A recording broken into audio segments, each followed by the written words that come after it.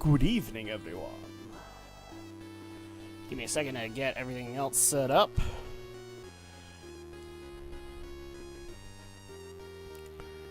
Sorry, guys, I'm running a touch late tonight.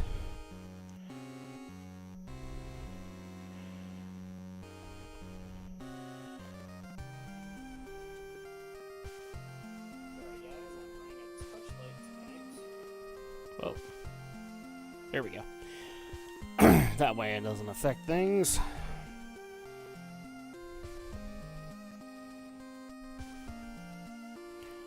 Okay.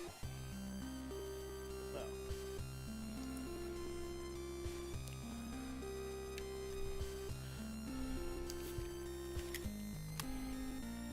There we go. Welcome, everybody, to Bloodstained, Curse of the Moon. So, for those who don't know what this is, I'll just go ahead and quickly describe it, and then we can move on to stuff. This is a game that was actually a Kickstarter goal for Bloodstained Ritual of the Night. It was in concept, it was going to be, I don't know if they said it was like going to be a prequel or if it was just going to be its own story. I can't remember. But the goal was met, and so at that point, Koji Igarashi appointed Inti Creates, the same people who do indie games like Azure Striker Gunvolt, to do Curse of the Moon. And it's an amazing game. It's such a nod back to old school Castlevania. You can see I played it a couple of times here. One of the reasons I kind of picked this, not just because we're technically in September, and we're going to be going into Halloween, and I would love to be able to do Ritual of the Night for Halloween, because I've never truly finished that game. So it'd be really cool to do that, as well as maybe tackle Curse of the Moon 2, because that has come out. But here's the thing. There are multiple endings to this game, and I'd like to be able to showcase as many as possible. I think there's 4 in total. One of which has to be done in the Nightmare mode. So at that point, we'll see what we can do. But I guess my real question for you guys, while people kind of pile on in here, is where would you like to start? Would you like to see the bad endings, or would you like to see the good endings first? Because like I said, there's 4 of them. 2 of them are bad, and two of them are considered, I believe, the true ending of the game. Because one leads into the Nightmare difficulty one, and that is kind of the canon ending of Curse of the Moon, at least the way that Inti Creates has told it. Let's see. So, you know what? I can delete that. That was a test. So let's just get rid of that. I love having multiple save files for these things. So great. Castlevania type games with save files. But we'll let people gather, at least for the moment. How is everybody doing? Happy Thursday. I hope all is well. For me, it's just been a busy, busy day. We've just barely started school for my kids, or for my oldest, rather. And that's been most of my day today, bouncing from one, because she's still in a program to help her out with her ASD, as well as kindergarten. So we bounced from one to the other and then back home, and she has thoroughly crashed. So very happy to see at least she's doing okay. Today at least was a better day than yesterday was. She was not happy about having to go and do that. Let's see, there remains no one who could stand against Sangetsu, the true ruler of the night. So not a whole lot of people are in here, and usually the way that I go about this, like on my own, is just doing the bad ending first. That way you can earn the true ending of the game. So let's go ahead and do this. We're going to go into normal. I know that it says, like, a lot of people might expect veteran, but I actually like the casual style here, especially since we're going to be cruising through multiple endings, because lives are unlimited. There once was a man who had been given the moon's curse by demons. Can't remember which one. That man was Zangetsu. Wrapped in crimson garb with eyes like fire, he relentlessly pursued the demons who cursed him. As he journeyed from one pit of darkness to another, he would stop at nothing until he struck down every last demon in his path. One night he sensed the looming presence of a great demon. He swore to eradicate all demons, no matter how much of a threat they posed. I love this opening. Bathed in moonlight, he cried out as he drew his sword, which consumed the darkness from within its wretched steel. I love this. On that night, either the demons or the moon itself would feel the wrath of his blade. Ah, I love how that starts up. That's awesome. That just kind of paints a story, doesn't it? Oh, that's the button I've been looking for the auto-scroll. So you thought I was kidding that this is like retro Castlevania. No, it's not. And it's amazing. Alright, Stage 1, Moonlight Temptation. Now, if you guys want... Oh, my bad. Wrong button. I don't think I can turn down the volume in this game. I basically have to turn it down in XSplit. So, if you guys want that, you just gotta say it. But until then, I'm just gonna keep going. Do the old school Castlevania style.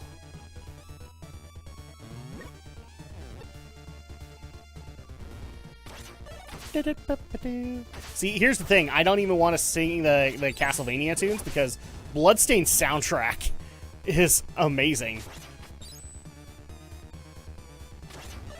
There we go. Now, Zangetsu himself is a little bit more difficult to control. I actually like some of the other characters you can get in the game compared to Zangetsu, but Zangetsu has his own perks from time to time. Oh, wait, that's a different-looking lantern. Yes, because it is a sub-weapon, but I don't want it.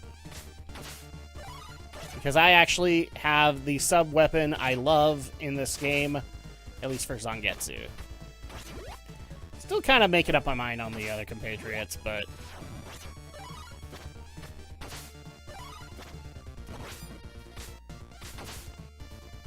Hello, Pyramid Head! Welcome!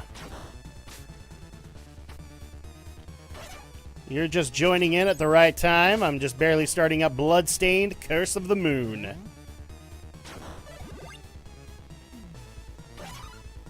Ah! Oh, wait, never mind. That's the one I wanted.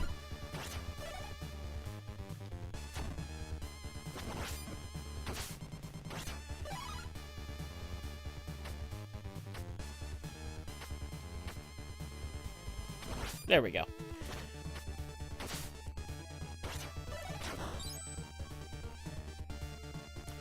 This was actually a game I was planning on reviewing before I went to the retro review formula, and it will get its day in the retro reviews. It will. I love it that much.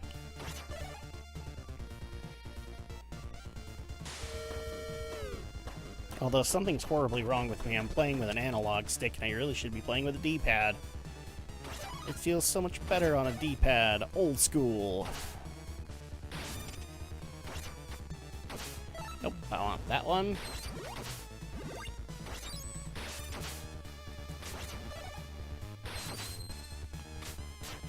There we go. That one always kind of catches me off guard.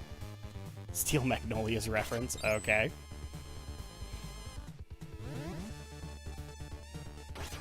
Nope, I hate that one.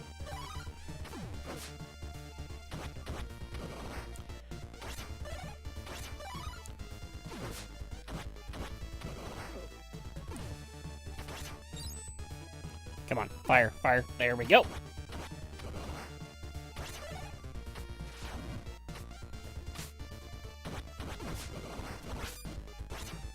There we are.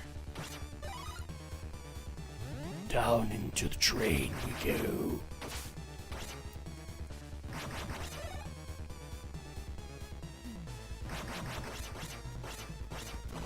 Yeah, baby. There we go. We are actually really close to it. So this game has, I believe, just 8 stages in it. But since we're going to be doing them multiple times, and I'm going to be doing it on casual mode, so we have unlimited lives, we'll be able to cruise through these endings like nothing. I don't even think we'll be on this game too long.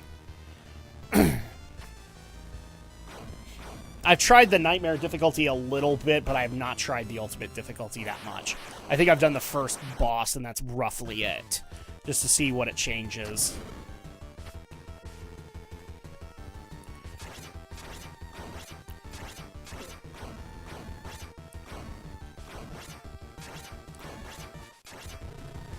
Ah! Come on.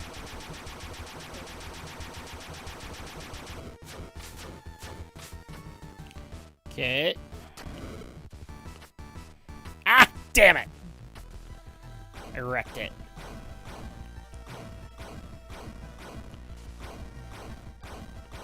Okay.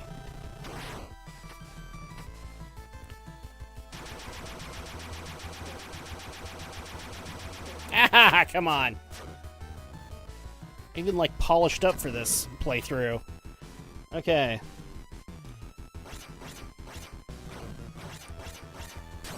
There we go! What's even better about this, every boss has, like, a suicide move. Boom! Love it. So I killed the demon in the train.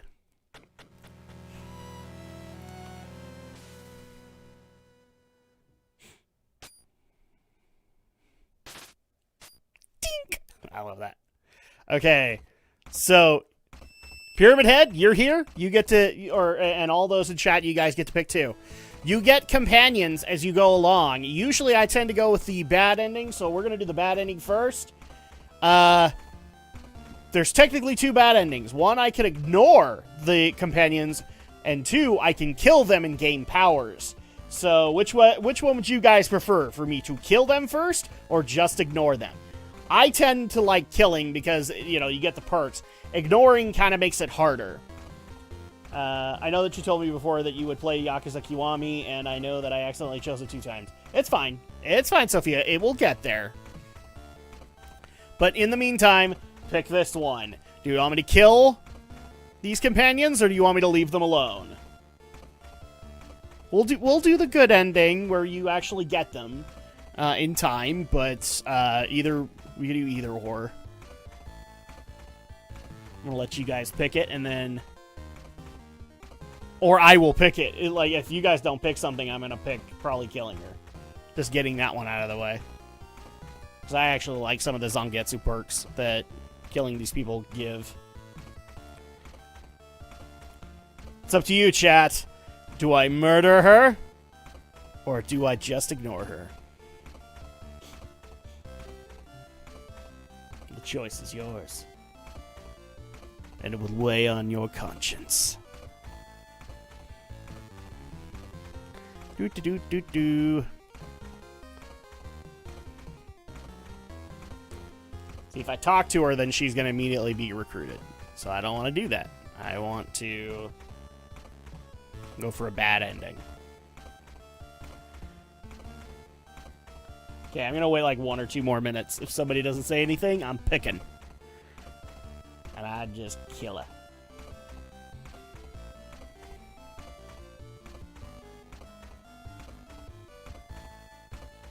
Okay. Nobody's commenting on it, so I'm just going to go ahead and kill her. Sorry, buddy. But now I get a new soul artist stirred within you. And now I get the Crescent Slash? Yes, the Crescent Slash. So, there you go. That's the perk that I get from that companion. Maybe the next one we'll do is ignoring them. which tends to get a little bit harder. But like I said, it's 8 stages. They're actually pretty easy to get through. So we'll be okay.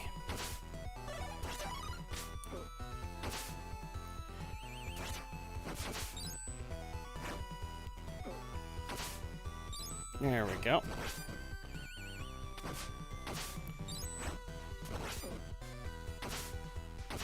I also love that you can occasionally get, like, Mega Man sound effects in Curse of the Moon. There we go.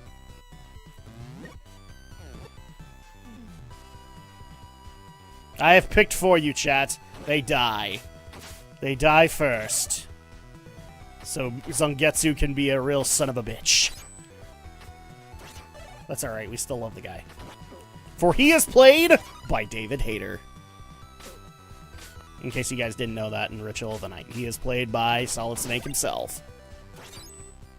No, I'm not gonna get the demon strength. Okay. Can't do this one. So I don't have a double jump of any kind. Which is really sad because at the end of this level, I will probably acquire a double jump. So they're like, okay, well, I wished I could have gotten the double jump earlier. Made that choice myself. There we go.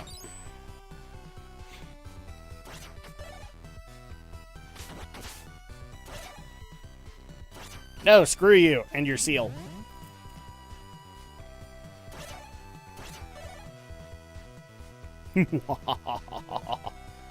Yep, the frickin' Medusa heads. They're here.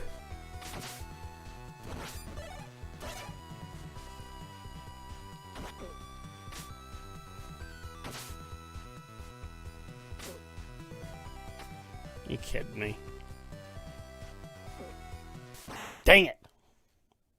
Oh, darn. Whatever will I do? Oh, wait. I have infinite lives, so we don't have to worry about this. Let's play Curse Be Damned.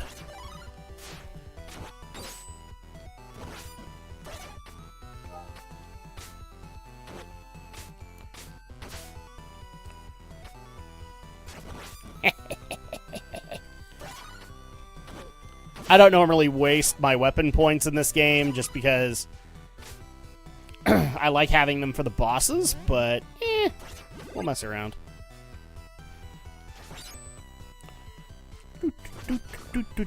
No! Frogs! Zangetsu's one weakness. Frogs. He's never played Chrono Trigger. He doesn't... Ah, damn it! I didn't want this frickin' seal. I hate the ones that jump up. Dang it.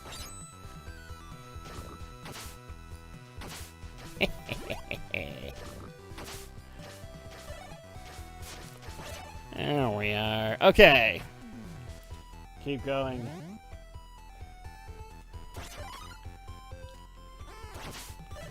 Well, I wasn't giving Yakuza 1 as a choice here.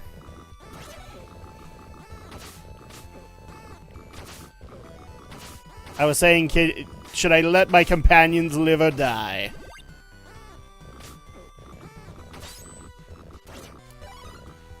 Oh, yeah, these are basically the Bloodstained equivalent of Flea Men. There we go.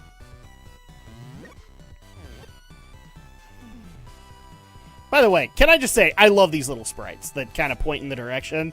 That is such an inventive thing for Inti Creates to do. Which is funny because, like, up until now, or up until Bloodstained, I hadn't really ever heard of Inti Creates. And now, I'm totally on board with them and actually considering whether or not to try out Azure Striker Gunvolt. Because it's... Oh, jeez. It's basically, at least the way that it's been described to me, is that it is the successor to Mega Man Zero. And if people remember, I tried out the Zero ZX Legacy Collection. I love it. Absolutely love it. Thank you. I didn't want that. I want the chain, not anything else.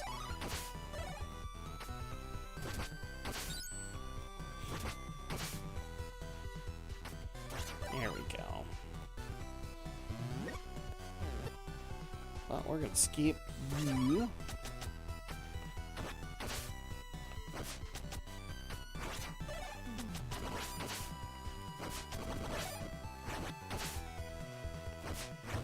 Whee! Love the enemy design in this game too. These big old golems.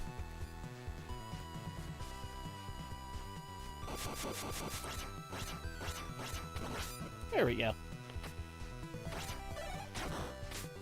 I think you have to have a companion to get that.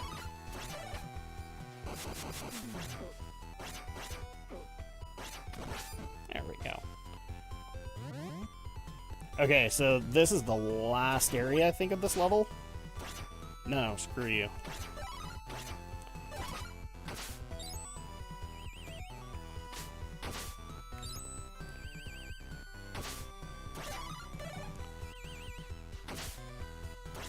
There we go. And now we get to do this part. This boss. Turtle power. Just look at the boss design.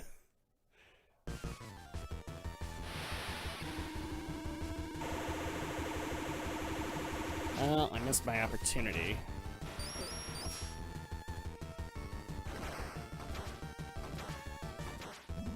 Ah!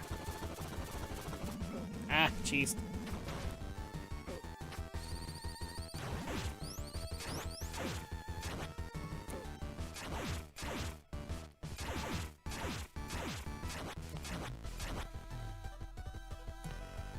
Come on. Press and slash.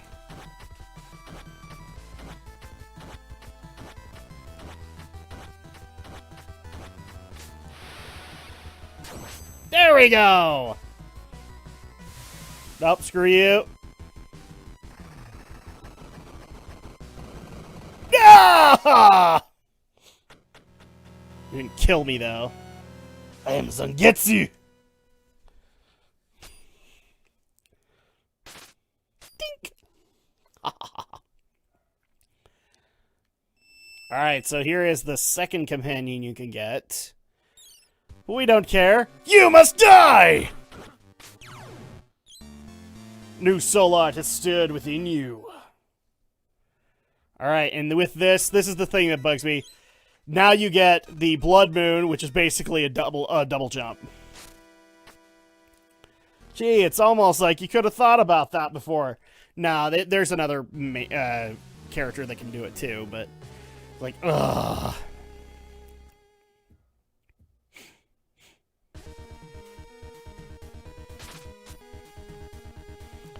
So I guess the first thing that I want to discuss tonight is, have you guys heard the wondrous news from the Mario and Nintendo Direct that happened earlier this morning? We've got Super Mario 3D All-Stars coming in literally about 2 weeks. No, screw you. Which will be Mario 64, Mario Sunshine, and Mario Galaxy. I will just say my personal beef with that is I wish that Galaxy 2 had been considered in that too. Just because same engine, and I actually like some of the level design in Galaxy 2 as well.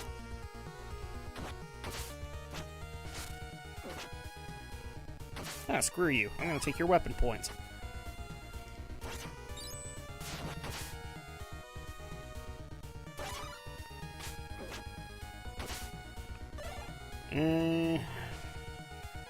Yeah, I think I'm good. We'll just go this way.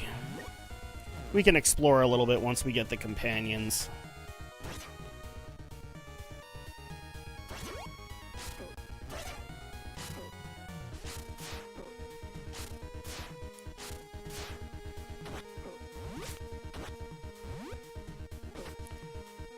Nope.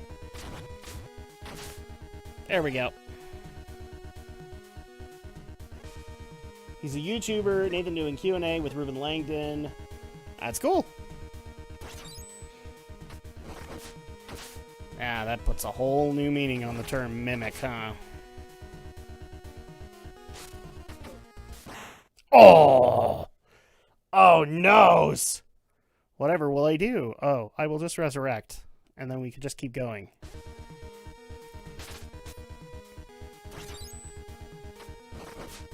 I'm not kidding, guys. Like, if all goes well tonight, we might be able to at least get one ending? If not two.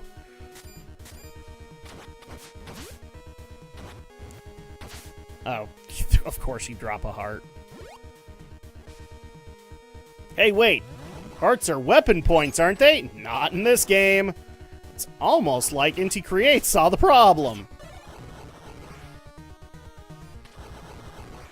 But I'll be honest, every Castlevania fan immediately assumed. They're just like, okay, well, they're probably going on Castlevania logic. There we go. Ah, damn it. I didn't want the seal. And that was my own damn fault.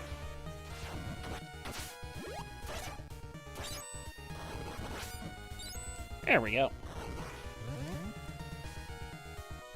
Boom.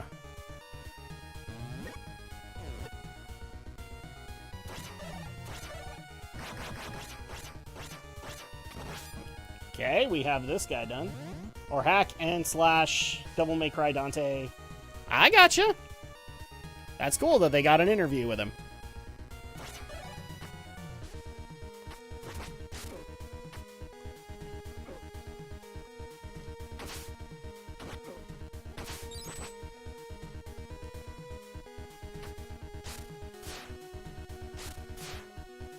Come on, just come down here, bat.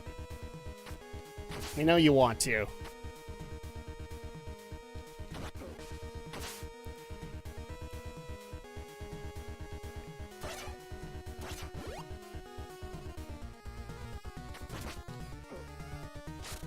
Ah! Oops. I accidentally pressed double jump. That was my fault. I don't care. I still love the hell out of this game. Also, we got the announcement of Super Mario 3D World plus Bowser's Revenge, which I'm guessing is like a... I don't remember if 3D World got a DLC pack, but I guess this would be like a DLC pack for it. Which is kind of cool. Like, adding more levels, adding a little bit more difficulty to them. That would be amazing. We also did get the announcement that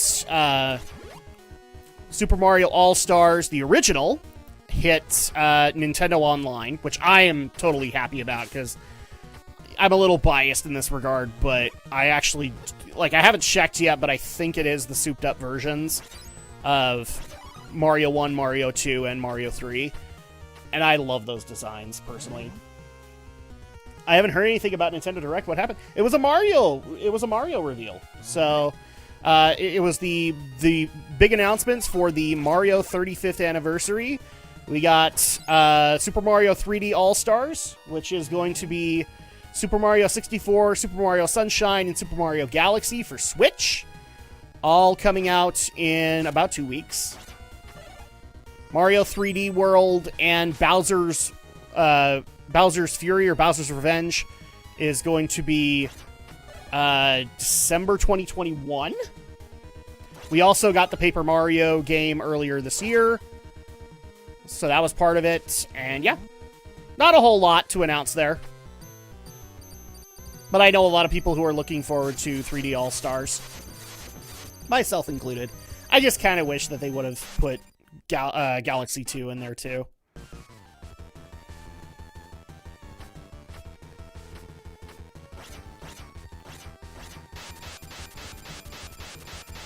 Well, this is a nasty-looking boss now, isn't it?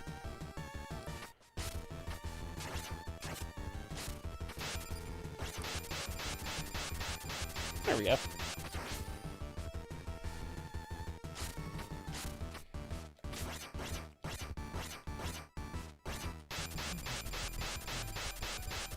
Ha ha ha ha. Oh no, he's mad!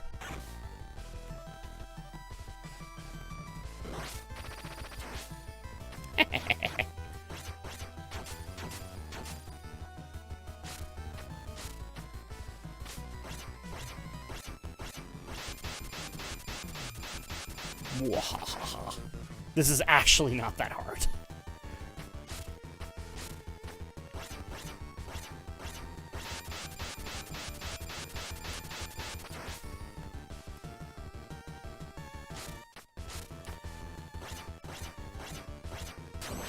Ha! Oh no! And so this is the suicide move of him, is that you basically just have to play where the coins are gonna land. Oh, did I get hit? Oops.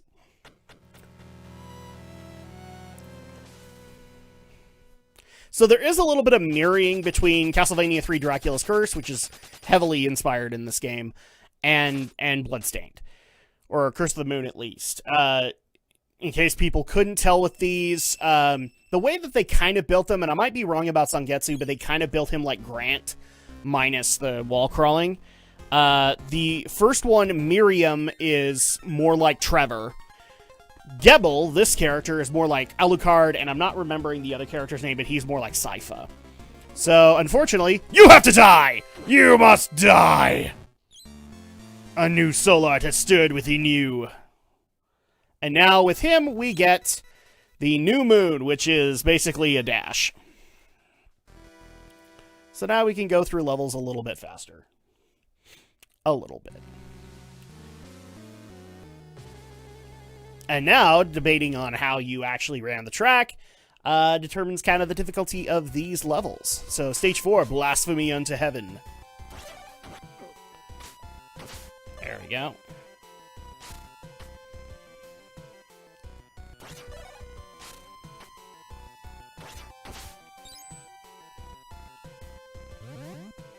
Oh, and also that there will be some Mario-themed events in games like Splatoon 2 and Smash Bros. Ultimate. I believe they're basically hosting a tournament on Smash Ultimate that is all Mario characters only. Or something to that effect. Like, you get extra ranking or extra points or something like that. If you use Mario characters in honor of the 35th anniversary. Oh, jeez. Itchy nose. Itchy nose. That is the bane of every Castlevania fan, is an itchy nose.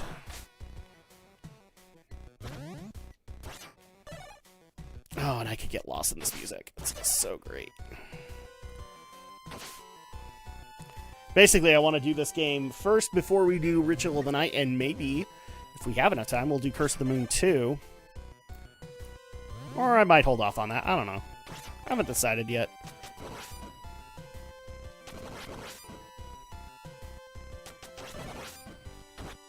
And in case you guys didn't already see, episode 2 of the G Gundam podcast is up, tackling episodes 5 through 8. So you guys can check that out. And yes, Tequila Gundam is in that lineup. So if you wanted to know what our opinions were on Tequila Gundam, that's where he showed up.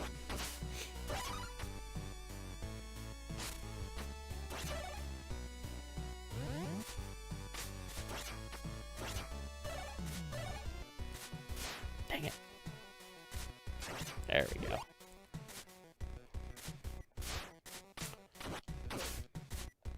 Oh, screw you.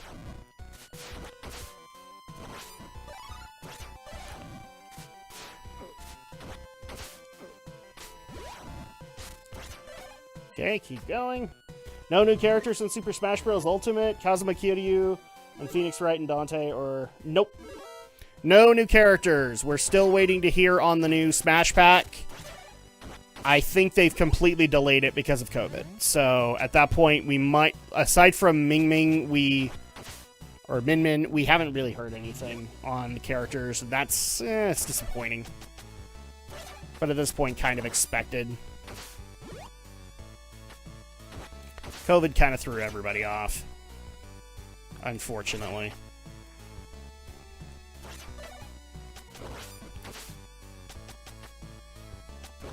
Oh, you suck. Ah, you suck.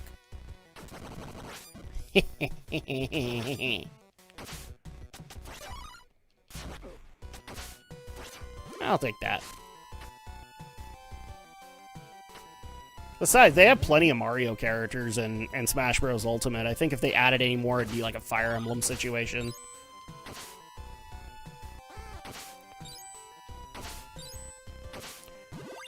Wow, this is like the best Toad drop I've had in these games.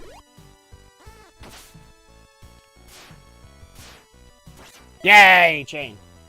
That's what I wanted, chain whip.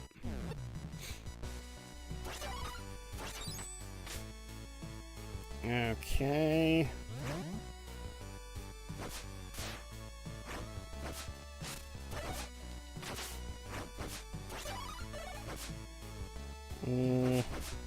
Damn it! I don't want the frickin' seal.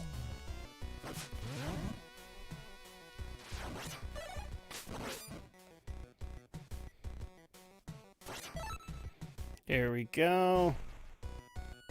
Haha! I can make that with a double jump.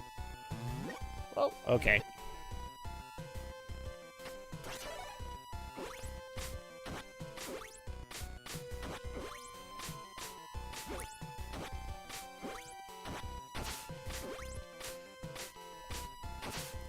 You suck.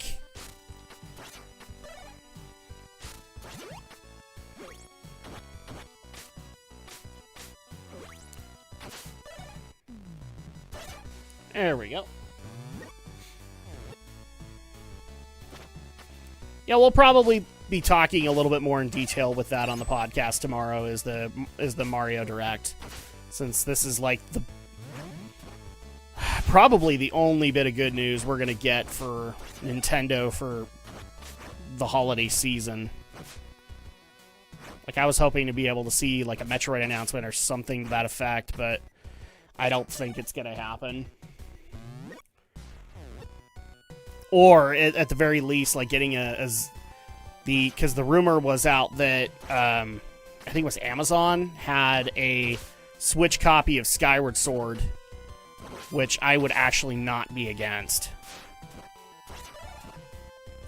Nope, screw you.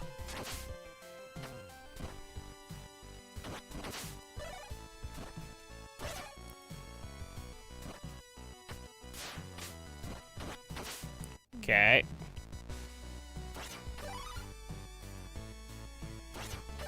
I've got so much weapon points. Character's mad at the boss in your game. You're playing is mad. Well, I mean, they can be mad all they want. It does not stop the mighty power of Zangetsu. I don't think, unfortunately, I can get that without having companions.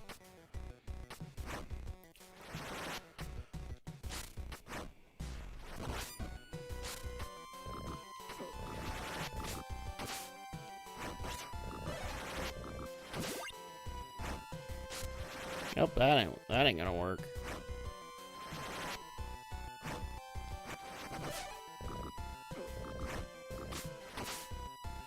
Take that. I hate wolves. There we go.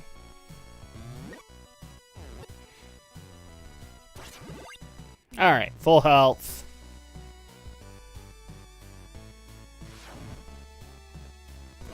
Seriously, NT Creates, you have made a very pretty game. Alright. Oh. Oh yes, this guy. This is like the closest thing to an 8-bit Dark Souls boss that I've ever seen. Those massive mouths.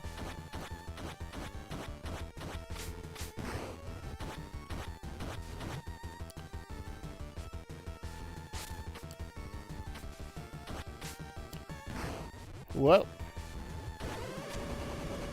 Oh, jeez. Can't strike him. Oh, cool. I killed him. Well, somebody had some indigestion today.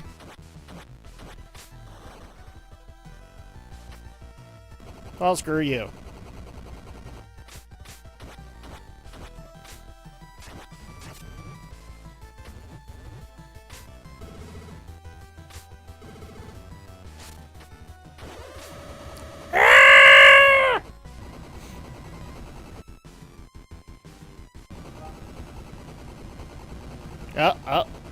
Oh, what are you doing? Oh, round 2, mother effer.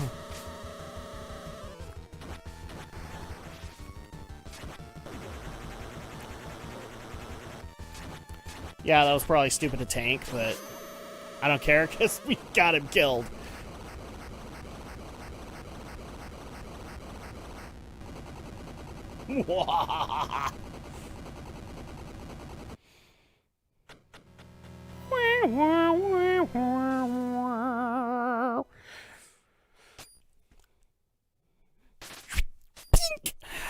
Love it. Alright, so that was 4. Was it? 1, 2, 3, 4. Stage 5, yes, Under the Night.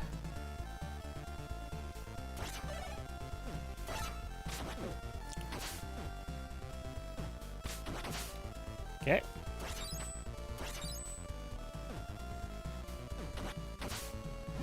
Nope, screw you. Screw you, mushroom people. I'm going.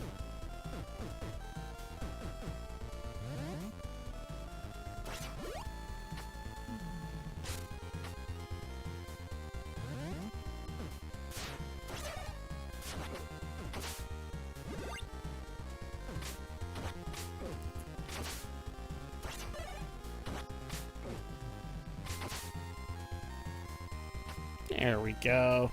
I love the raining background, by the way, on the stage. It's great.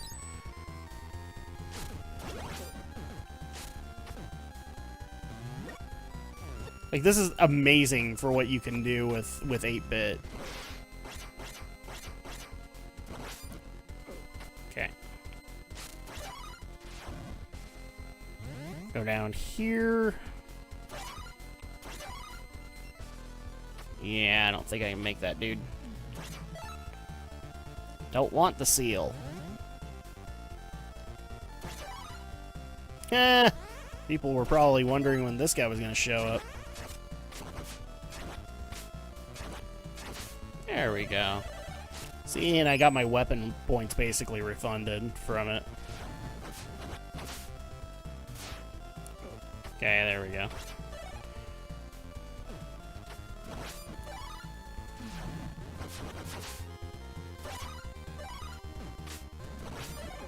Ow.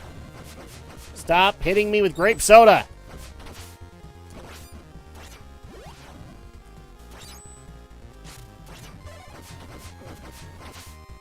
There we are. See, and it even changes directions. Up. Up is where you must go. Yes. Yes.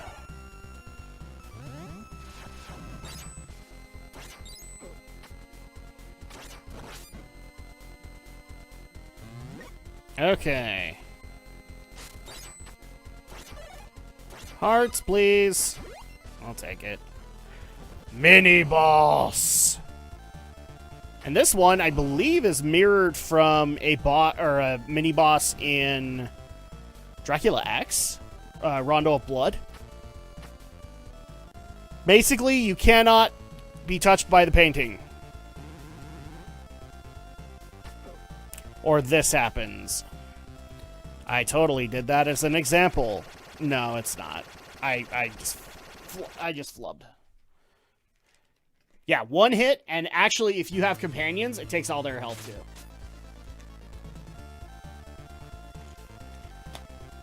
Which I like that they added.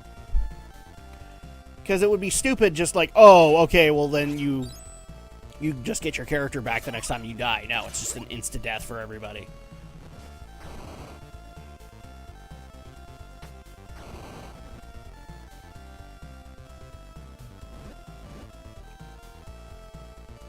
Okay, come on.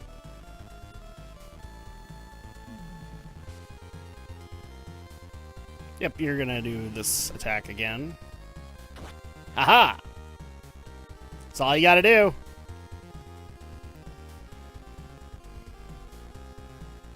I can't ever remember what side she decides to attack from, so... Oh! And I did it again. Uh-oh!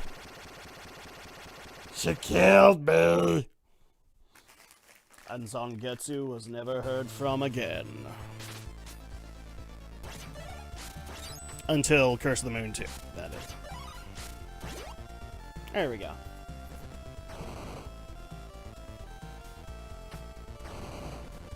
And I think the most advantageous character you can take in here is Miriam. Because she's got the long range. That's kind of why I'm getting smacked around, is because I've got this little dinky sword. There we go. Okay, so are you going to do same side again? Yep. There we go.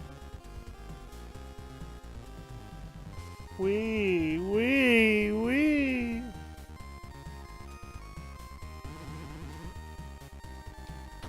Haha!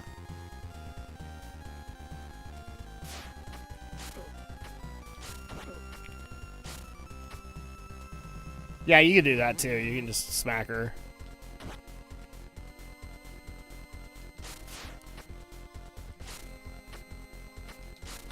Aha! There you go. Mini boss dead.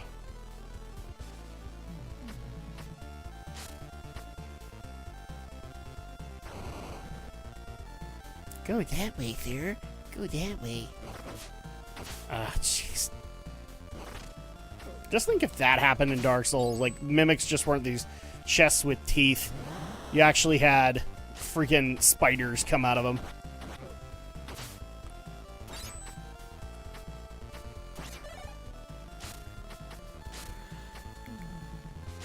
Wait, weather effects?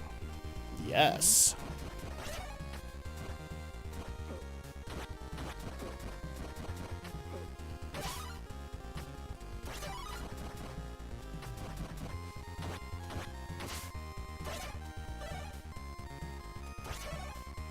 Let's go ahead and go down. Haha. I'll take all the health I can get.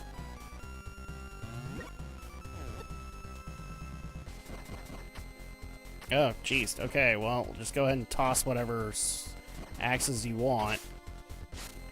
There we go. And down into the ship again we go.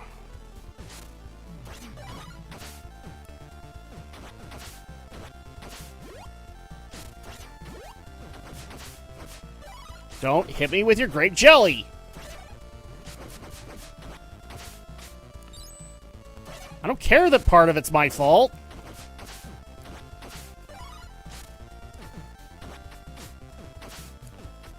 Bye-bye. Ah, I love this game. Love it.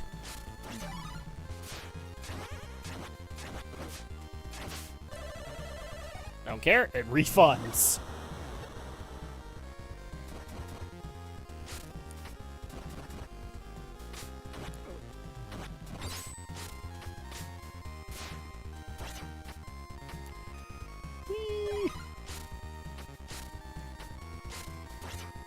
Grab that. And we gotta be getting close to the end of the stage. Yeah, I think this is taking us up to the mast where we do the boss fight.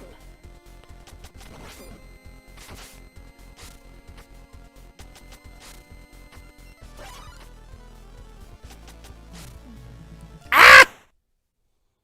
Did you say blood? Yes, I did, MPT. Welcome. For we are playing Bloodstained Ritual, or not Ritual of the Night, Curse of the Moon. With mighty warriors on gets you. There we go.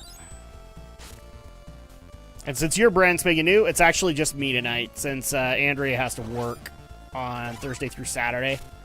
So I just go ahead and do my own streams. Most of the time we do like Metroidvanias, games that I can't convince Andrea to do. You suck. You almost killed me.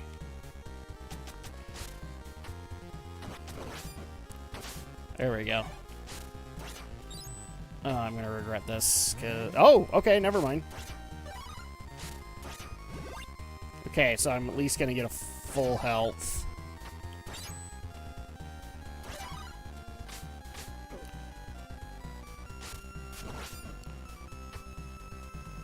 don't think this is going to give me anything I can use. Yeah, it's specifically for a companion.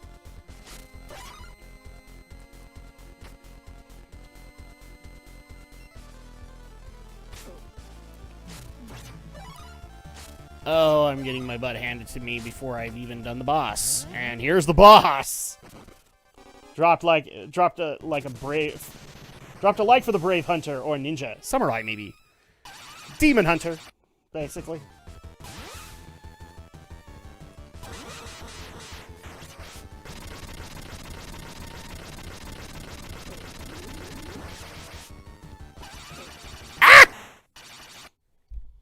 This is the one boss I have a little bit of trouble with, aside from the final one.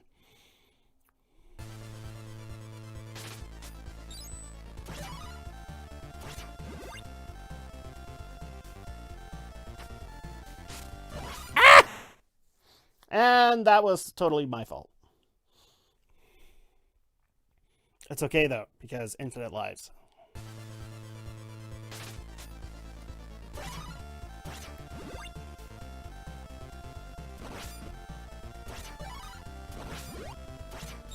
Okay, we don't need that.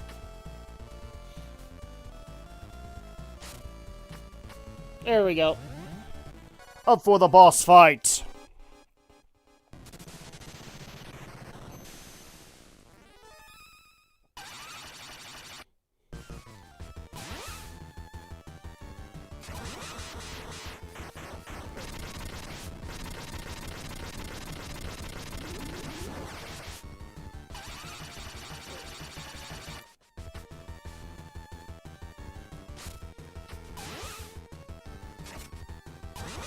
Dang it, I'm usually much better on this.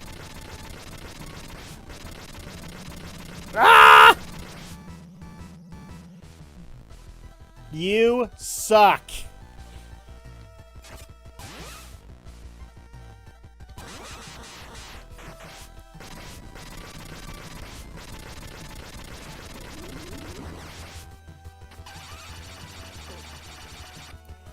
Okay.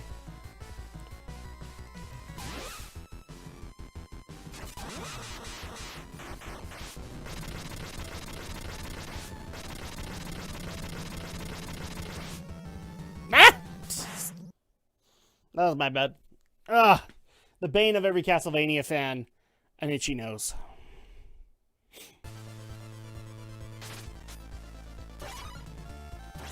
Alright.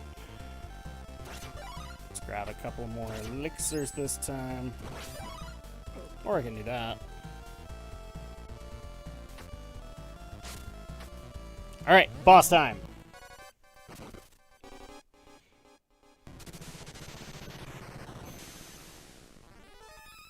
Hi.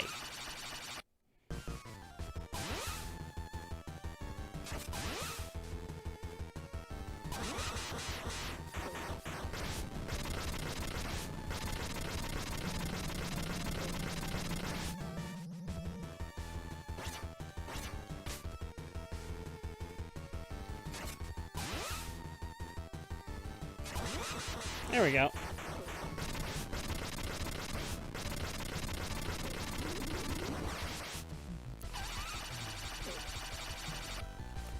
Alright.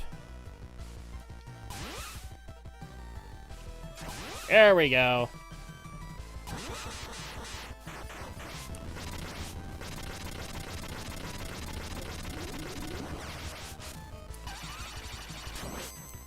Oh, did that do... Okay. Did that kill him? Can't remember. Oh. I think this is round 2. Ow! Ah! Okay, yeah, because you just gotta survive a suicide attack. I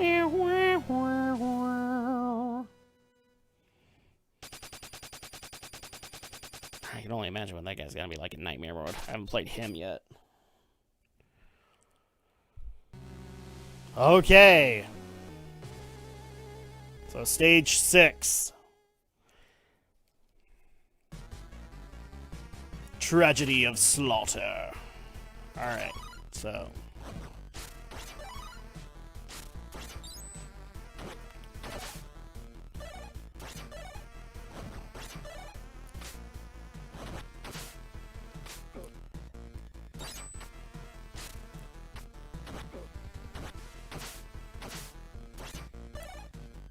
Well, screw you. Evil wheels of death and stuff. Damn it! I didn't want to do that. And yeah, you can't go up there. Okay. Again, I think you need Miriam for that.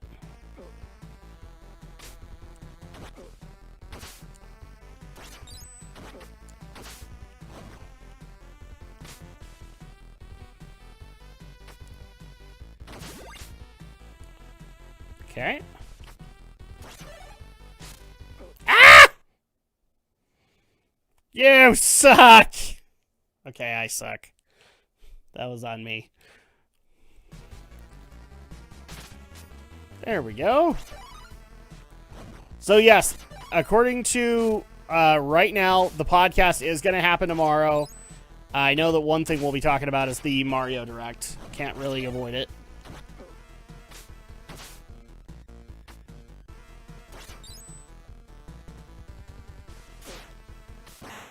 Really? It's starting to feel like the AV Gen right now.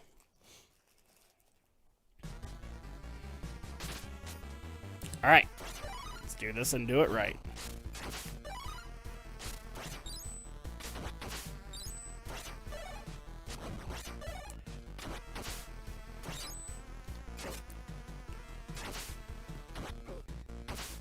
See, this is why I keep the chain whip.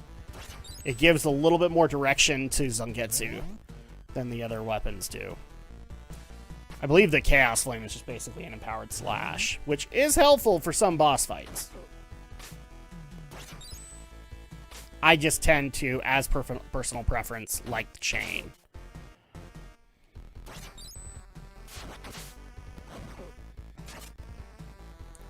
Oh my gosh.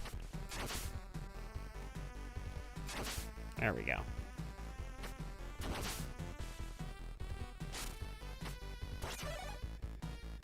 Well, we're not going to worry about you.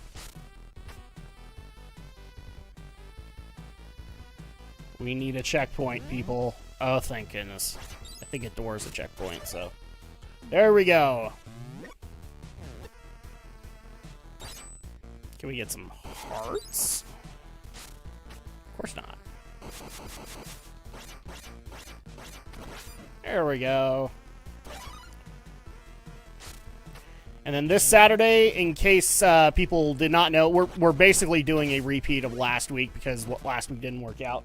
We are going to be trying out Final Fantasy Crystal Chronicles Remastered. Because I've been kind of pitching that game to Andrea for a while.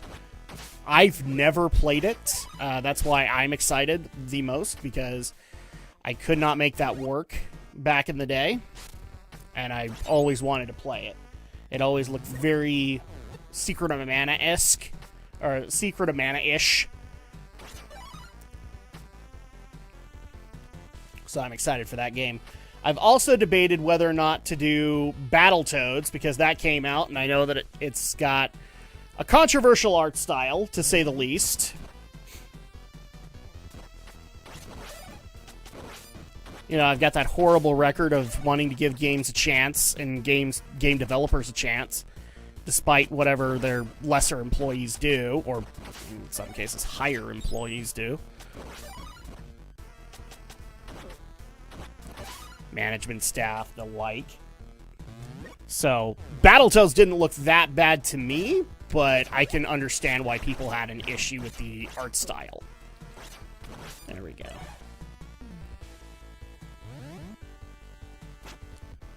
It is not the way I would have gone. But I also wouldn't have gone the Killer Instinct direction either. I know. Oh, well, my bad. There I go. I'm dead again.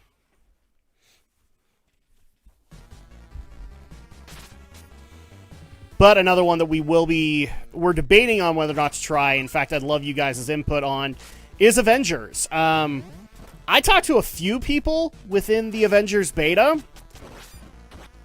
They weren't impressed with it. In fact, they actually walked away with a lot of concerns. So at that point, I'm debating whether or not to try it.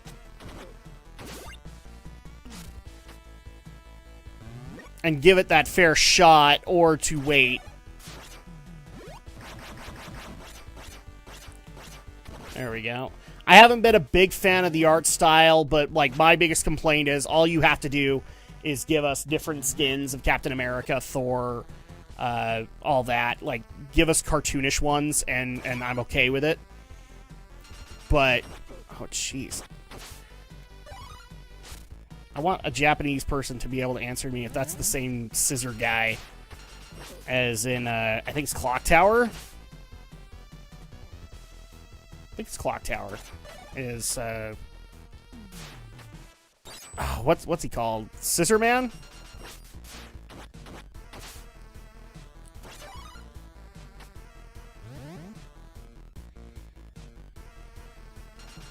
Nope, screw you.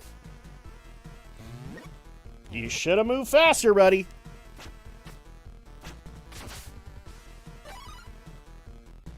If I remember correctly, yeah, some of these are gonna fall. And some of them have enemies. Ow!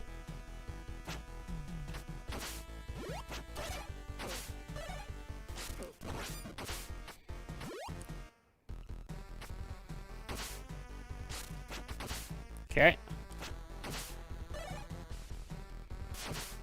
There we are.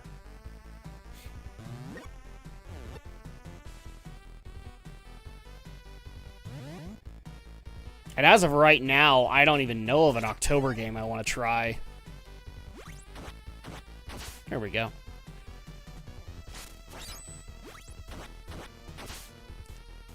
Oh, you guys aren't that hard now anymore, are you?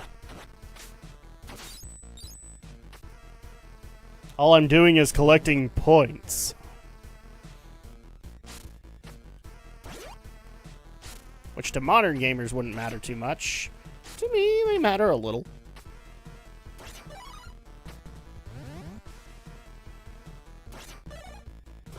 They'd matter to me if a lot more if like there was a standing record. But I don't think there is. I know that there's a speedrun record, but that's about it.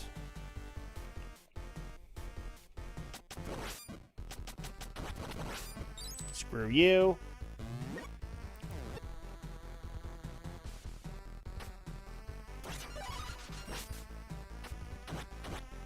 There we go.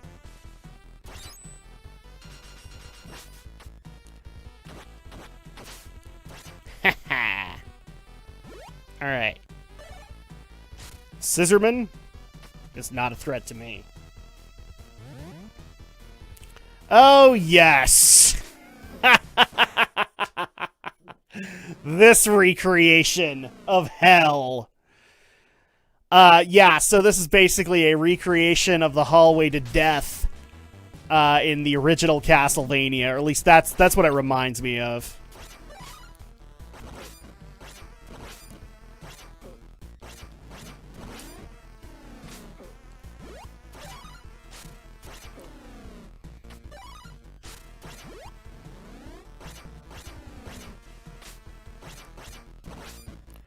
Ah, damn it. I should not have grabbed that. Ooh. Someone's bathing chambers. Ah, crap! She uses blood as a weapon!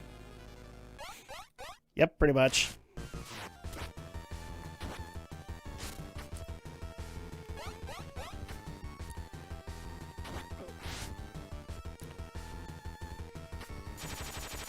Well. That's a thing. I really shouldn't have taken the seal.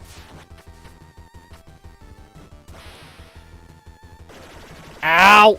Forgot.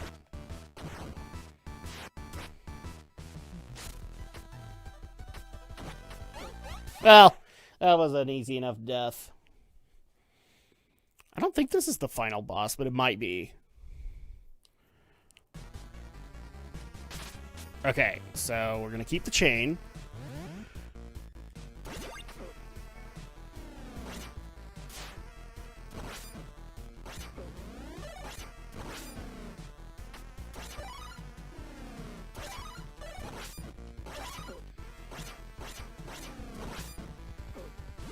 Don't care, because I'm going to get full strength out of that. And now let's face the Blood Lady. Could we call her a vampire? I don't know.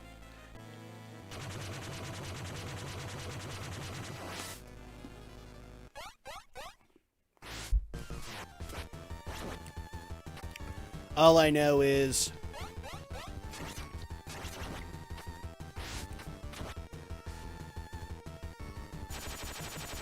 well, screw you.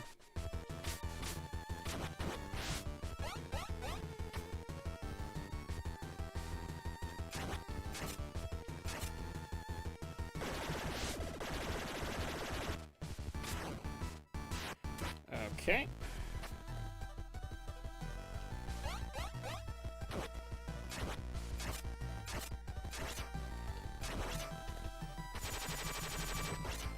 There we go.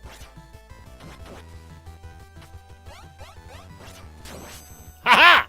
Did I do it? Did I do it? Ah, crap. Oh, crap. Suicide move.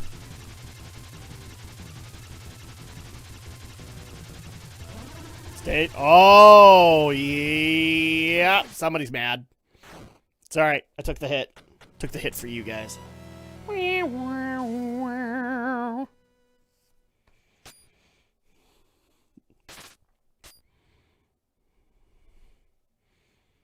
Okay, so that was 6. This is 7. See what I mean, guys? Like, it's not that long. And, in fact, like, we could probably... Defiler of Taboos. If you guys want, I could also skip the other bad ending, too. Because it's really just more of, you know, who is this bad and son gets you. But I like all 4 endings.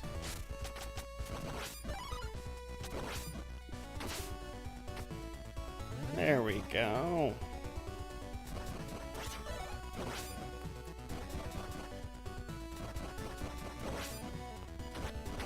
Okay, so take care of that.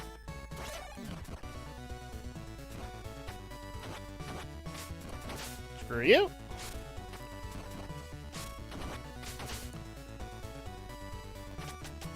Ooh.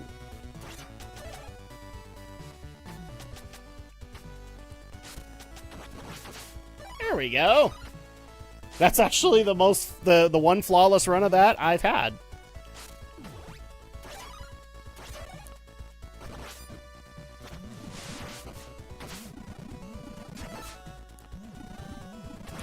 Oh, you suck.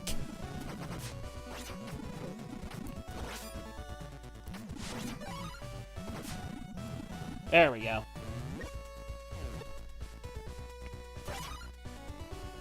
I love it. Okay. This is actually one of my favorite tracks of this game.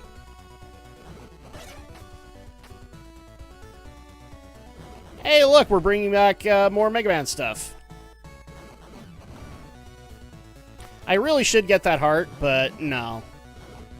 Not with these blocks the way that they work. Ooh.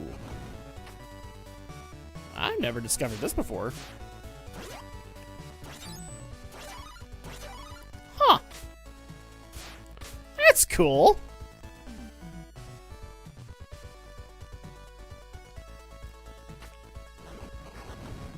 I will translate that in a minute, MPT, because I have no idea.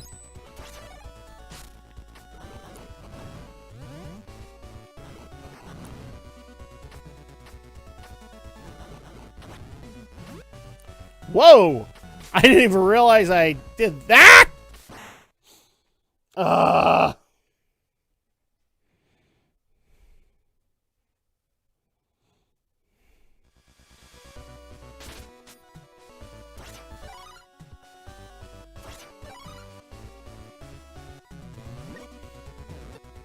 Okay. Let's do the Mega Man blocks again, everybody. Do the Mega Man blocks.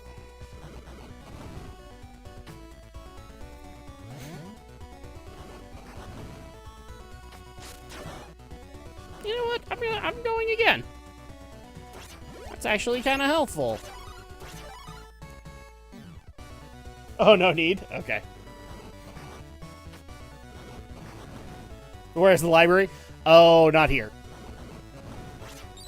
That would be in Castlevania Symphony of the Night, where we get the long library and the wonderful librarian. Screw you. I can't help but wonder if this particular enemy was inspired by Shovel Knight, because it looks a lot like that griffin that you could get occasionally. No, I've seen it like once or twice. I actually thought it was a Latin one. But I couldn't remember what it was off the top of my head. That's why I was saying I was going to translate it.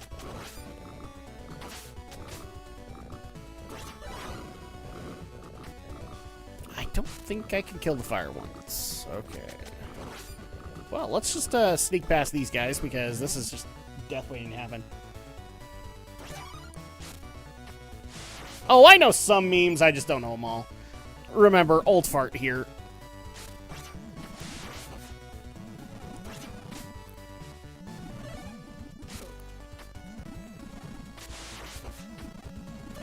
I'm like that guy who gets to memes like years later. Thinks they're hilarious, then everyone's like, wow, you're like late to the party. Yeah, it's kind of my life.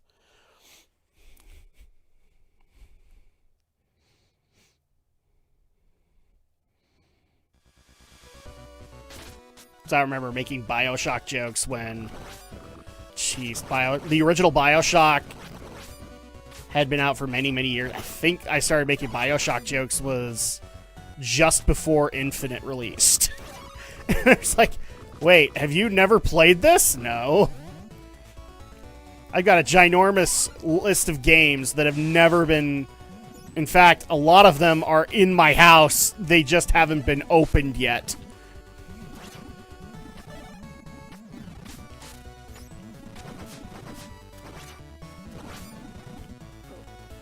Okay, well, I don't understand the point of the pixie, but... Ah!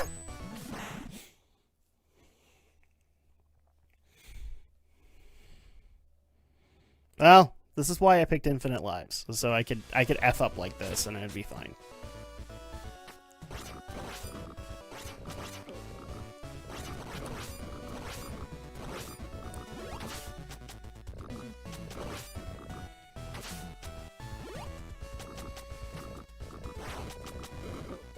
I'll take it.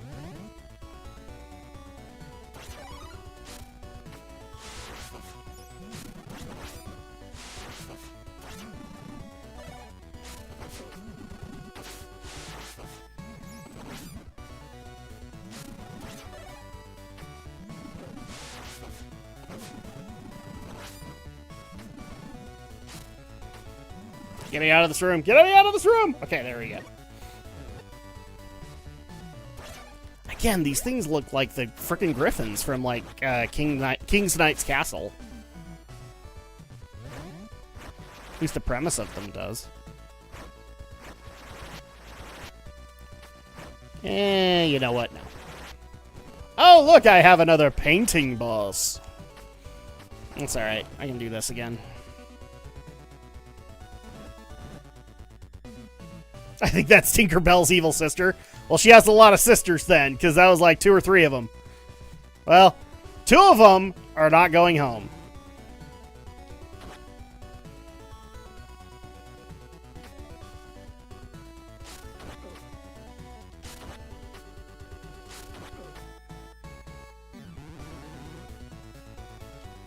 There we go.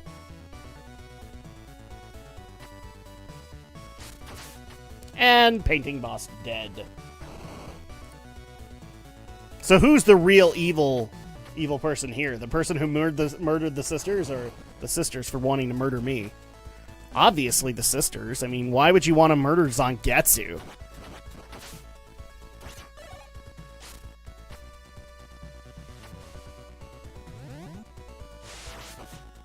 I mean, insert Bleach joke here.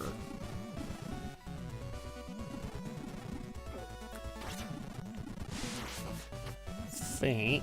Aha! There we go.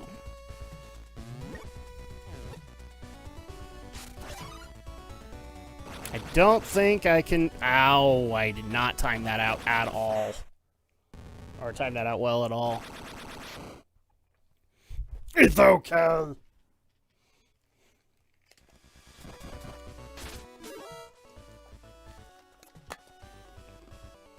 Tired. Thirsty. But enjoying some old school gaming goodness.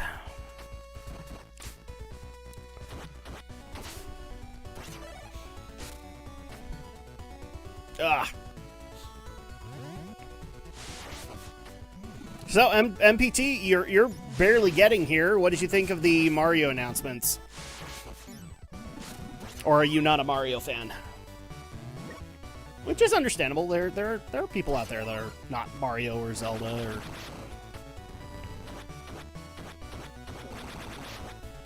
There we go.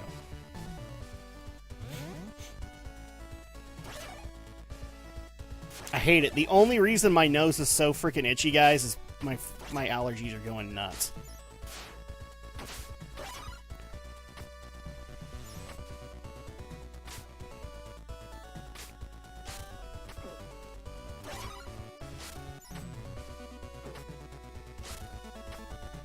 There we go.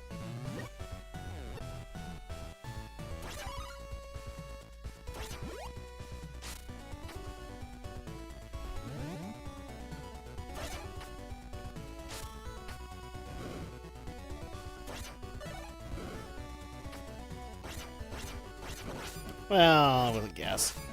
50%, it was either going to go in my way or not. Okay, so let's grab this.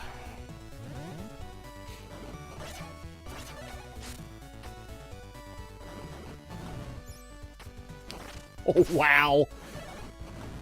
I was actually kind of convinced I wouldn't make that.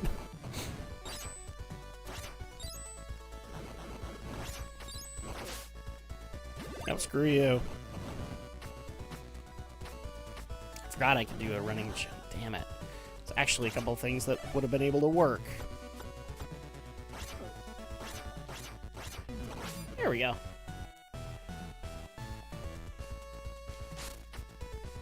Can I go up here? I can, in fact.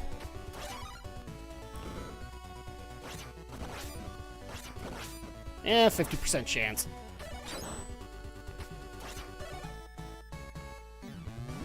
I like Red Luigi. Last game I knew was Paper Mario. Okay.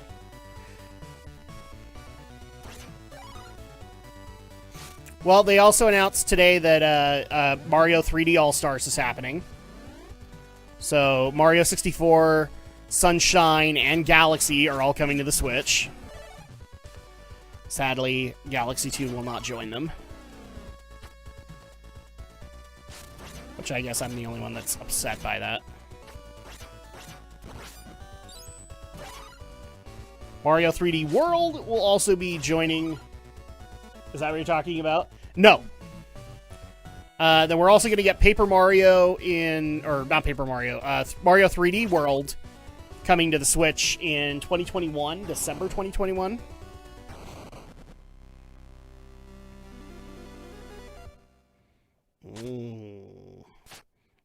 Oh, this guy. Okay. For some reason, I always think he's coming later.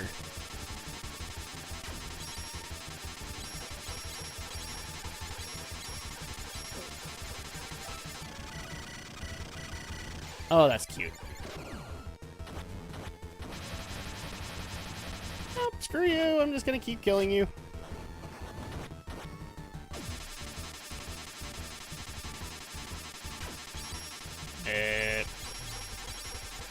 Ow, you suck. I actually love the attacks of this guy. They're very bold looking. Oh, come on.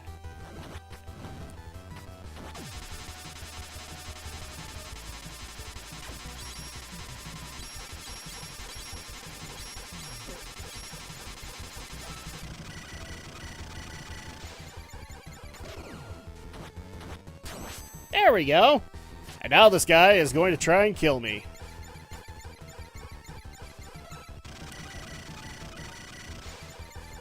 Ow! Oops. I see you're a Mario fan. A little bit. I've kind of bounced in and out.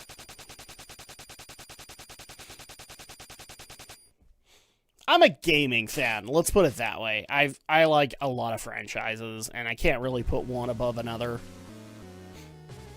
And that's stage 7, so this is stage 8. We are almost there to the end. Cleave the moon. Now you know where the title came from. Ah!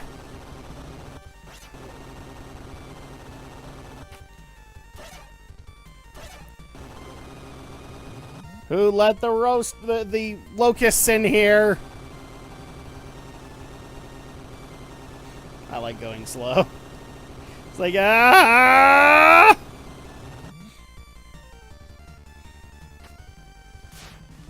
Pretty sure if I brought this in with Andrea, she'd be like, why are you slowing? Why are you being so slow? It's because I've actually done this, tried to be fast, and it doesn't really work. Okay.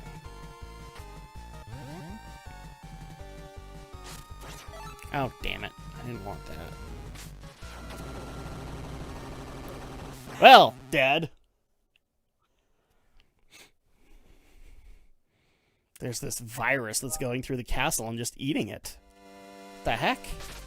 Thankfully, it just puts me right here.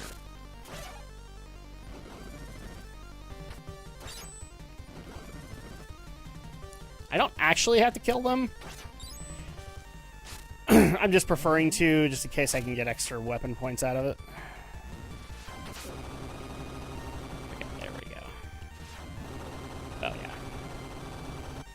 I guess we'll play it safe. Oh, yeah, that's right. These guys took two slashes. Okay.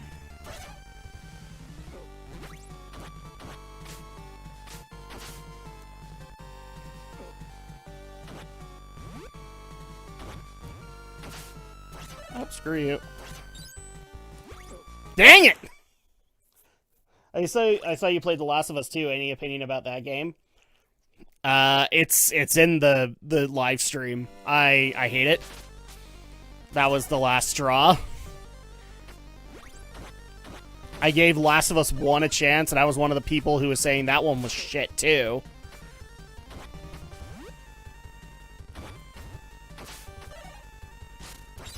Basically because Druckmann is a one-hit pony. Or one-trick pony.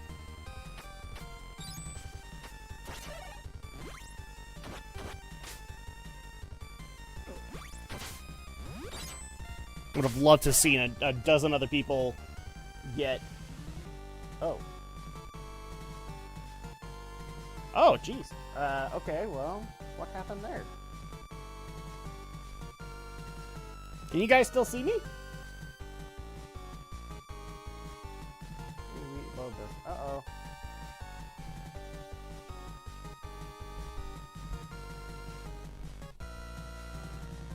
Give it a second, I guess.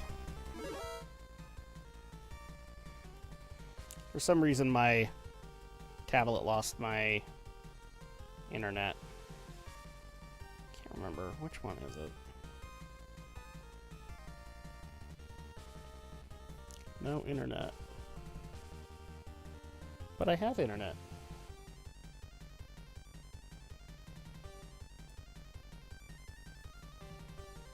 There we go. The heck?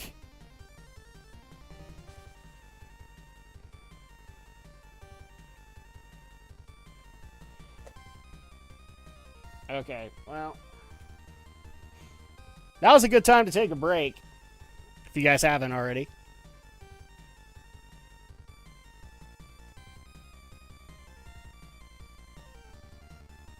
I shouldn't have to. What the hell?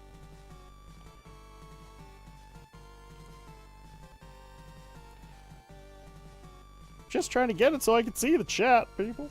Let's see. Yeah, connect. There we go. The crap!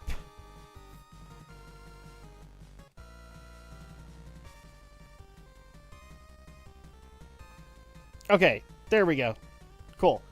Yeah, for some reason it was just my tablet that lost internet. I don't know why. Like, I looked over at my streaming stuff and I hadn't lost anything. So thankfully we got it fixed. Which way did I come up? I think I came up this way. So yeah, my thoughts are, that was the last straw, and I've already, and basically, long story short, I refuse to buy any Naughty Dog games until Neil Druckmann is fired. Although some people have asked me, would you settle for demoted? Serious demotion.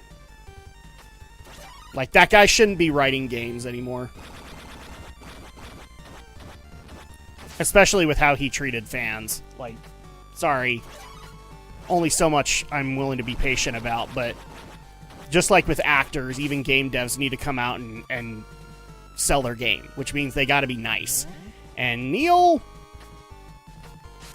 Cult of Sarkeesian or not, whether or not you believe that concept, I personally do. I think he did a lot of that stuff just to impress dear Anita. Anita doesn't have to be developing it, Neil, for her to be involved.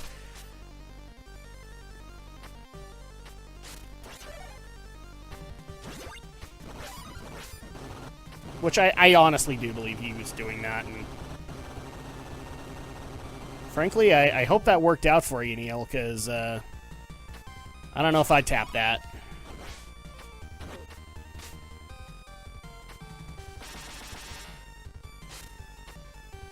There we go.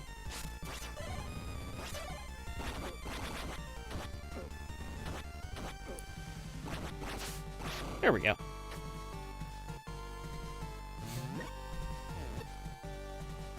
So yeah, bottom line is, like, Andrea, even Andrea had problems with it. Like, Andrea's not one to complain about video games in the slightest. Like, she's just there to be entertained, and as long as you can do that, then she doesn't care. Dang it, I missed that. But even she had problems with the game. It was just shitty writing overall. Like, that was a lot of my complaints when we played The Last of Us the first time, and then don't do that. Oops. Okay.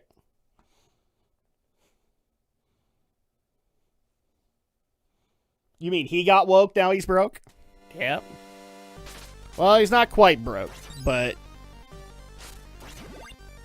one of the things I'm actually kind of happy about is, as somebody kind of pointed out to me, like, shareholders are kind of fighting back against a lot of these bigger companies when they do things like this.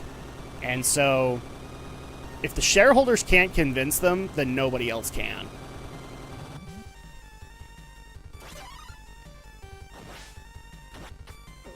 Because Neil's not going to listen to a bunch of people he considers to be trolls. Like, he won't take constructive criticism. He's proven that he won't. So at that point, you know, there's not a whole lot you can do. You can lead a horse to water, but you can't make him drink, if that makes sense. Oh.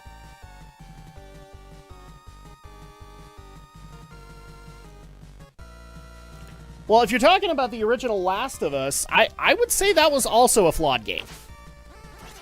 Like, the flaws of Druckmann go back as far as the original game, because he, very early on, you could tell he was kind of a one-trick pony when it came to writing. Which, at that caliber, he should not be a one-trick pony. He should be able to write. And competently. I mean, for crying out loud, he was taking the place of frickin' Amy Hennig, who wrote Uncharted 2, 3, I think even 1, wrote part of the premise that would eventually become Jedi Fallen Order, which is like one of the few games from EA that I can honestly compliment in the last few years.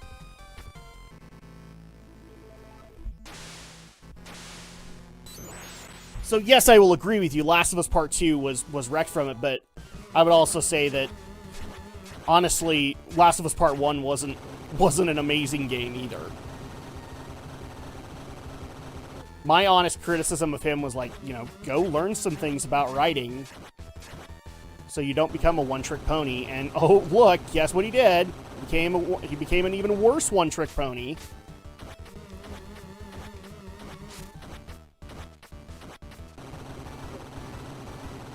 Oh, this is a bad run. Hey, wow, I got to round 2. I shouldn't have actually gotten to round 2. But okay.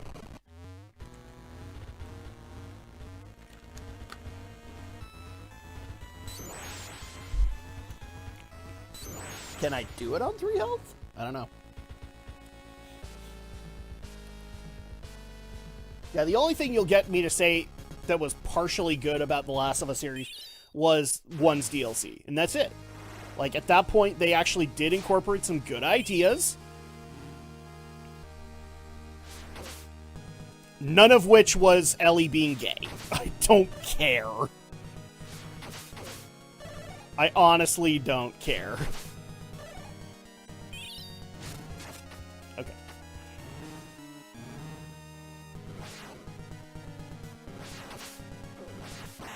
Yeah, that was not going to happen on 3 energy.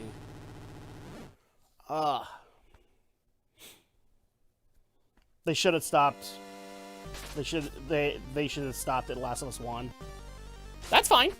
That's fine if you like it. Andrea likes it. I just didn't because I could already see the petty shock value that Neil was peddling, and that wasn't enough for me to get invested in a post-apocalyptic game, especially where there's so many of them.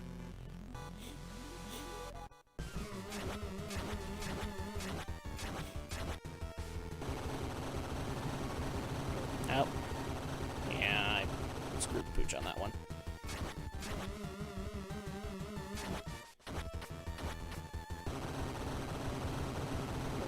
Okay, well, that'll work. It's not what I wanted, but...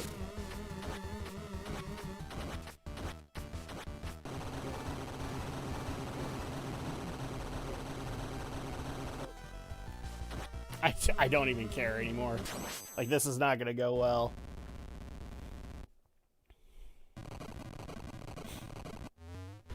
Alright, so this will take me up to phase 2.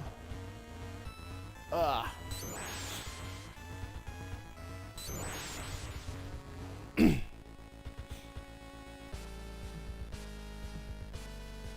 I will say this for future game devs. Please, stop going down the post-apocalyptic road. Please, just stop. And stop thinking that you have to make every game into a fucking MMO. You don't. Anybody who's telling you you have to, they're full of shit.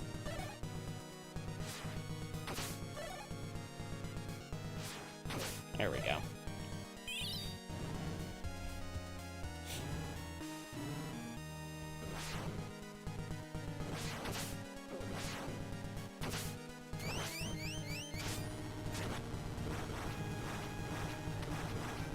There we are. Please, please, please. Yes! Okay, these are easier to handle. They just don't drop that many. Okay, come on, bring the spears down.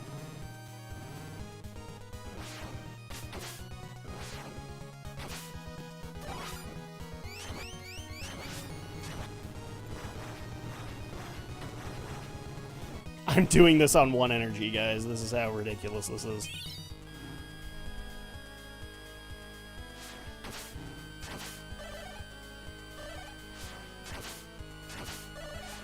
Ah! No! Damn it! I missed 1! And it killed me. There you go.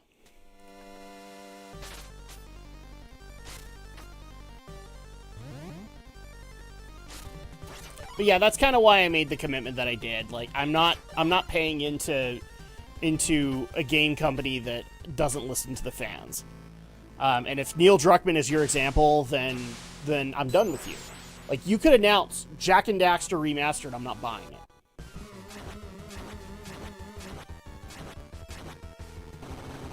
Okay.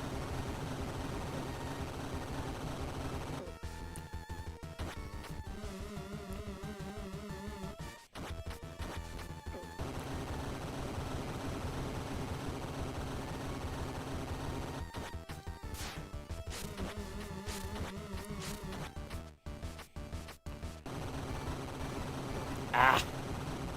Dang it.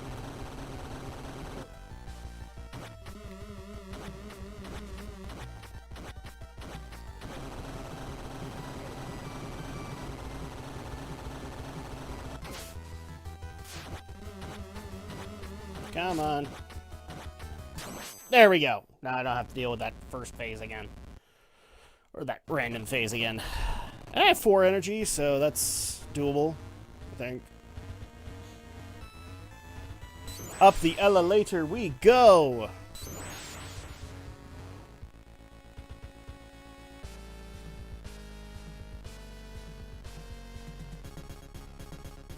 Come on.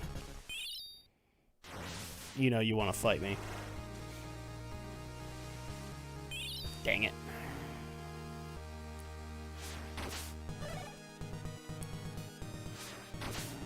There we go.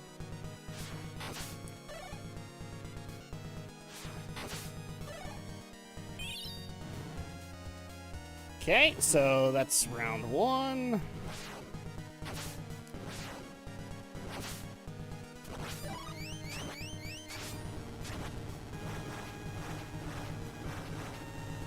I don't know if you can hear that. My controller's buzzing like really loud. Okay, thank you.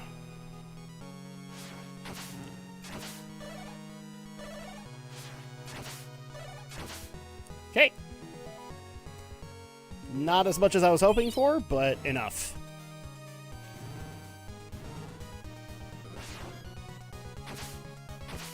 Oh yeah, that's right.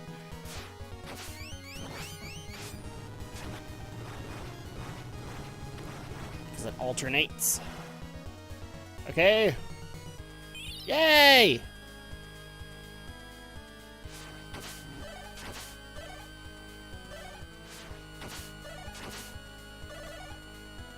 That'll work. Okay, so this time it'll go left.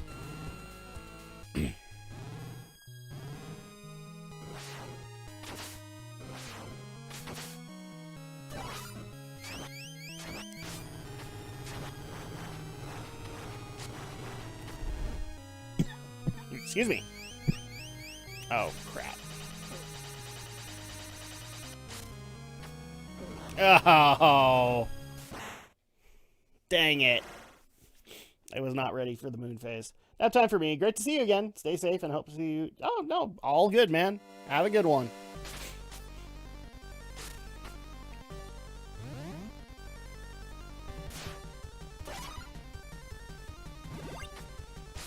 I don't know. I was hoping to get 2 full runs in tonight. I don't know if that's going to happen, but maybe we'll get 1.5?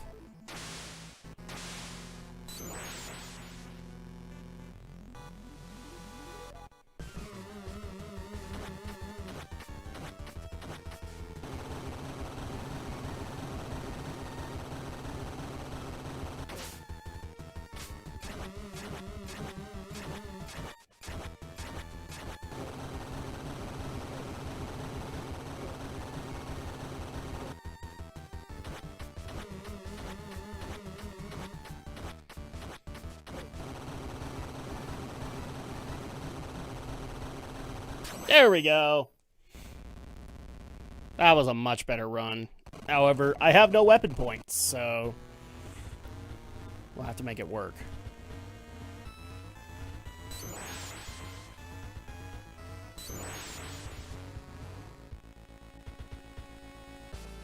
So keep in mind, this is the we killed everybody run, so this will end with a bad ending.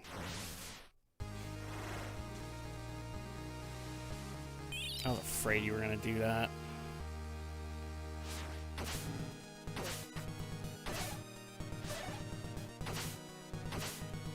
I don't like doing that one with just the sword. Okay, so this will start with left.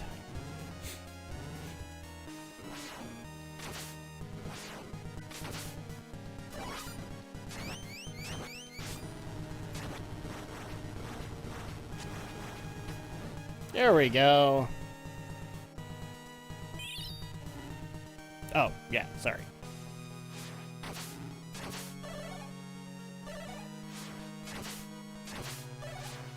Oh my gosh. I almost did it again.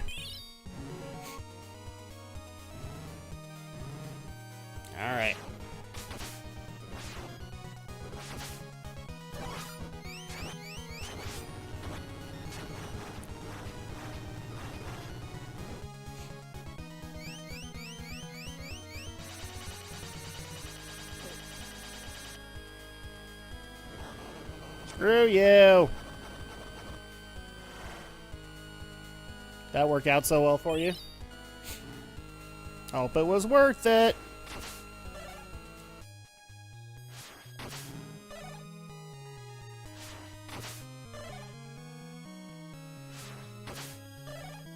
There we go, 25. It's not bad. I think it was left this time, right?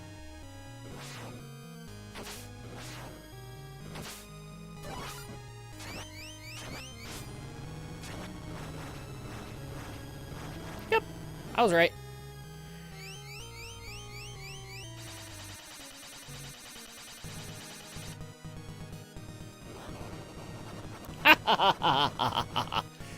Very predictable. Okay.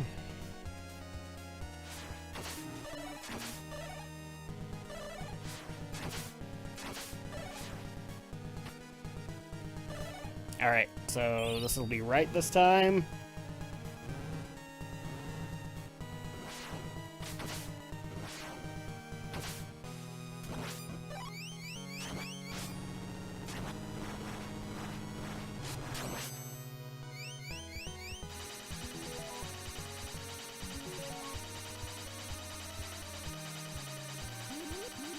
Power it up! Bam! I love that. Power up. And he will take all the dark power for his own. Which actually, that's a really cool form.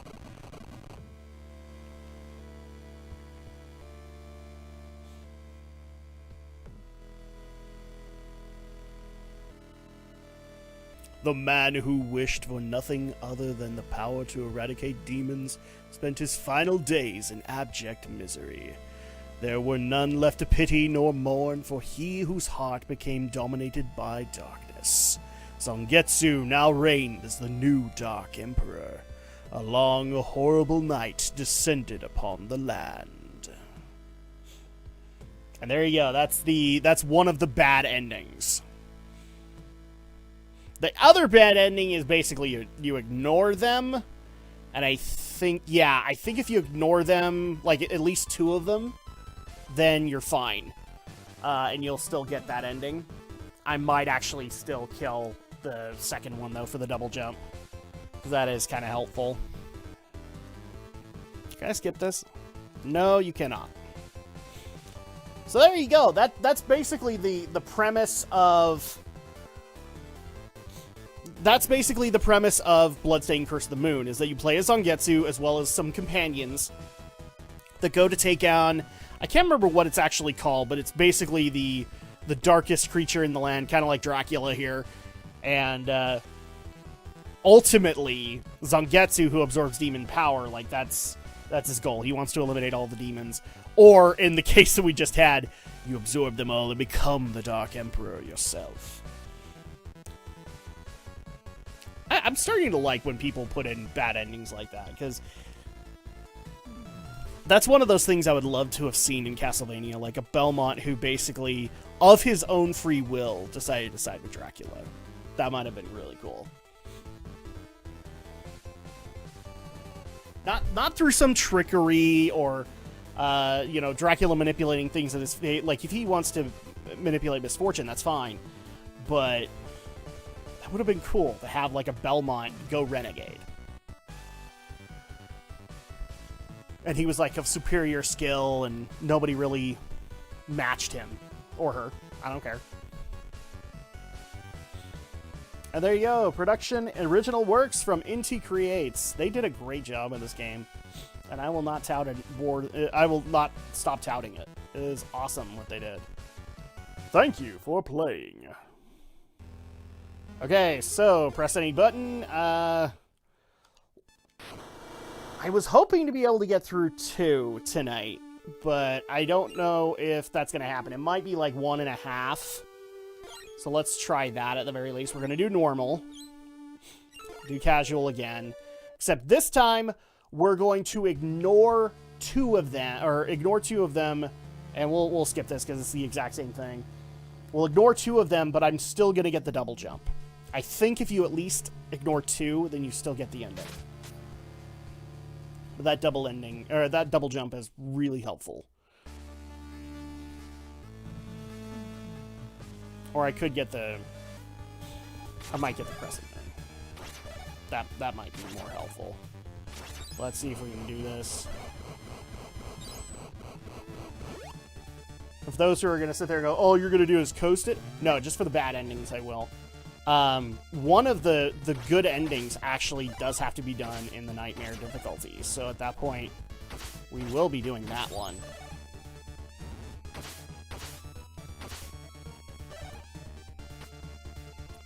There we go. Yeah, I might even forsake the double jump and just get the crescent. That crescent's gonna be helpful. That's the funniest thing about a lot of these power-ups. Like, you don't realize how important they are to Zangetsu until they're gone. And Zangetsu, like, compared to his companions, is a touch weak. You guys will see when we actually get to that point, but his companions are amazing compared to him. RPX22, welcome! Not sure what you're hell yang about. The fact that it's bloodstained or all that. You'll fill me in on it. I know you will. There we go. Yes, this is the one I want.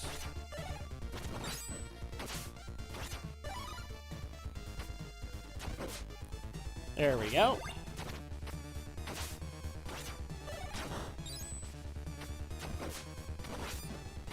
Almost there. Ye Oliver 26. Okay.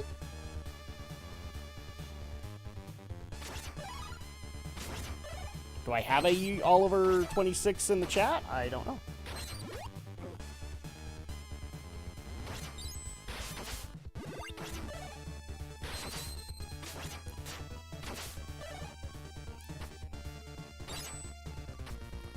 There we go.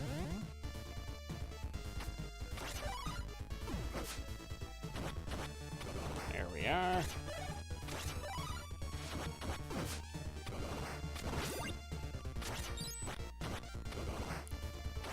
See, once you get into the rhythm, guys, it's not that hard to beat this game. That's why in a lot of cases I love the multiple endings. It gives a lot of replayability to it.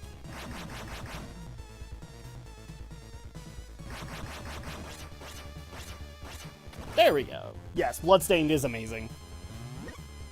I don't know if we're going to get to Curse of the Moon 2. I kind of want to, but it just depends on how easy the endings and how Ritual of the Night goes. Because that one I want to finish. I've never finished it. I'd like to see the ending.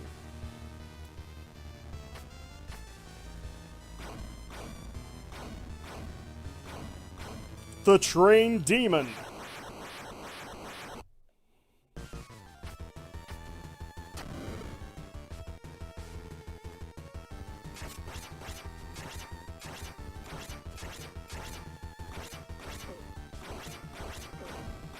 Don't even care. Come on.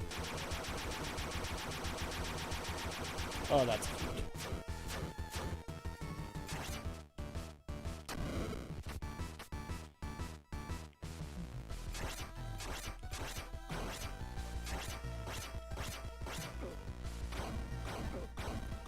Damn it!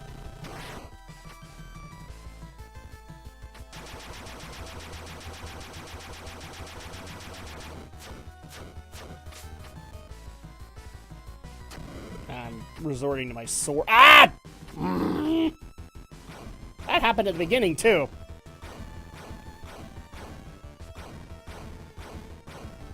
I overshot a bit too much.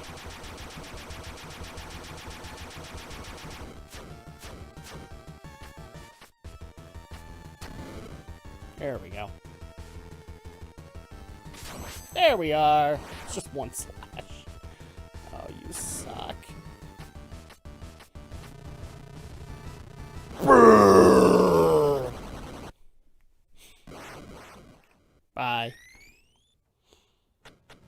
that and watching Konami rebuild itself.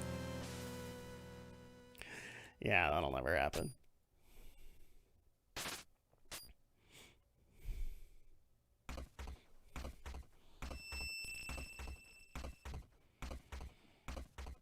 Okay, everybody say bye-bye to Miriam. Okay, I'm gonna grab the crescent. So that's helpful. Or the crescent moon. And the other two I'm going to ignore. Because those will give me the other bad ending. And then I don't even know if we're going to be able to finish it tonight. But then we will go into the two good endings. So the frigid hell.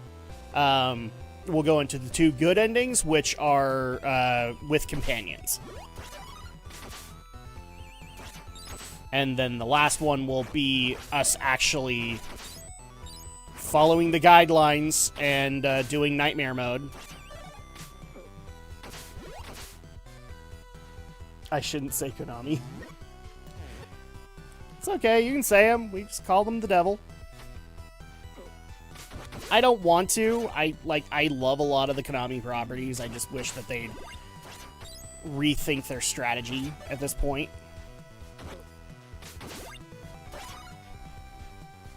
I can understand why they're doing it that way, but I wish that they would reconsider, because even on big financial risks, like with video games, they've been able to make a lot of money.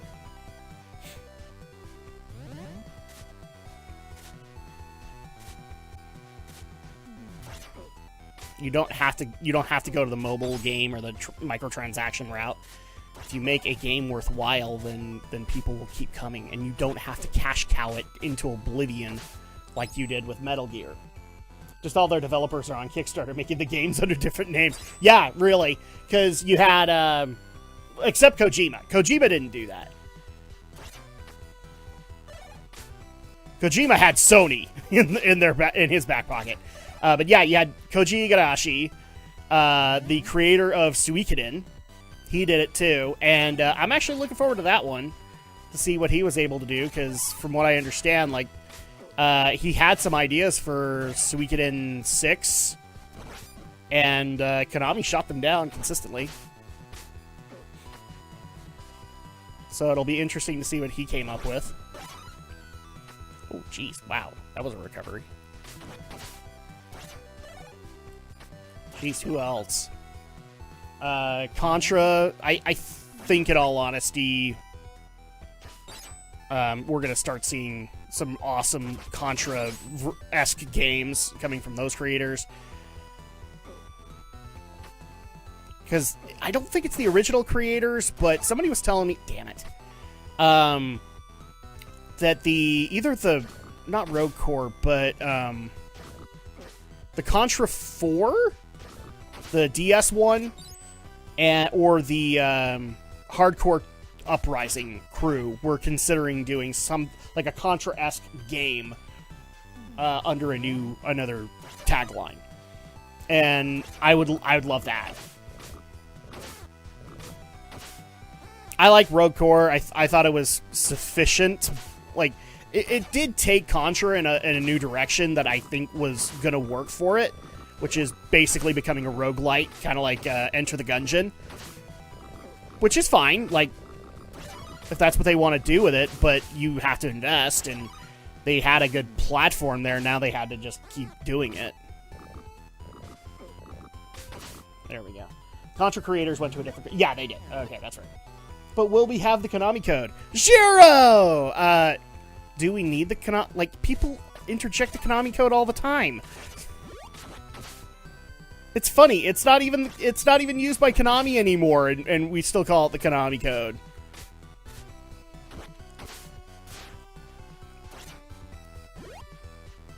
I'll bet Konami wishes they could use the Konami code to get back the 30 lives they lost with all of their microtransaction ventures.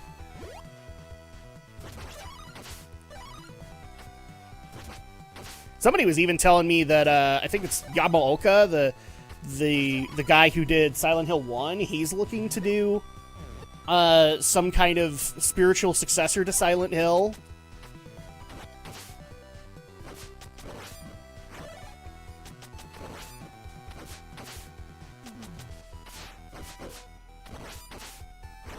And Konami doesn't care.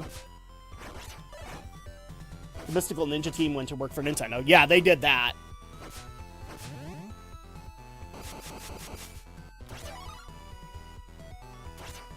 That would be another really awesome return.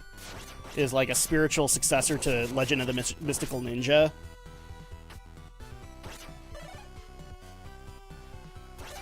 It probably won't happen, but that would still be awesome. Konami has a lot of really great even... I'm not sure about this, but I think even the Gradius creators are off doing a shoot-'em-up successor to Gradius, aren't they?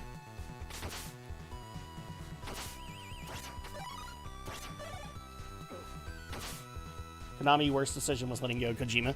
There were a lot of decisions before that.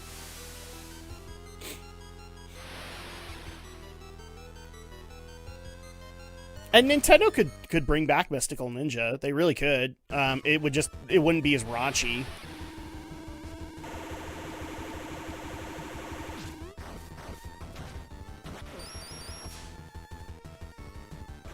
Okay, come on. Ow.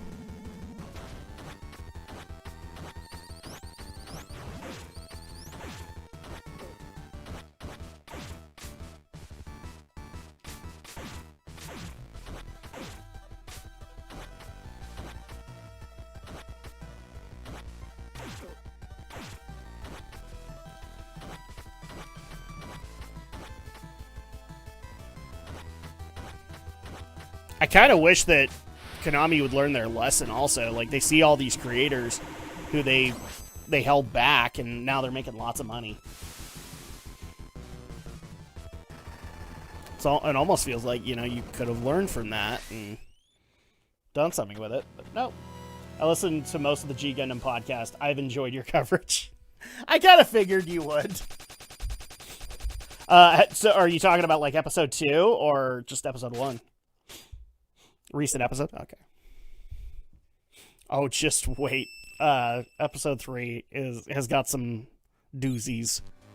Alright, so from here on, we're ignoring the crap out of everybody. Hello, Atlas! Welcome! You guys missed the original bad ending where I killed everybody! Konami went back to being a government contractor. Yeah. Which is just a crying shame.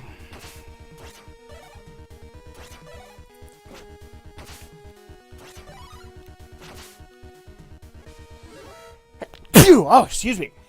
Jeez.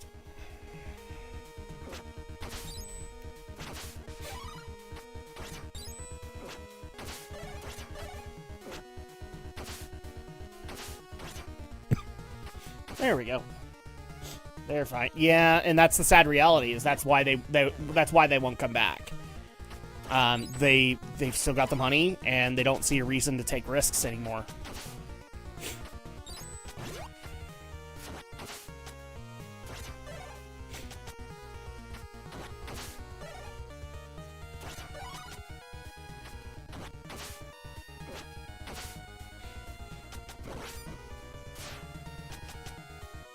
There we go. I'm trying to remember what other properties were theirs. Was Joe and Mac theirs? Or, Adventure Island, was that theirs? I can't remember. It was how they made their money before. Yeah, no, exactly.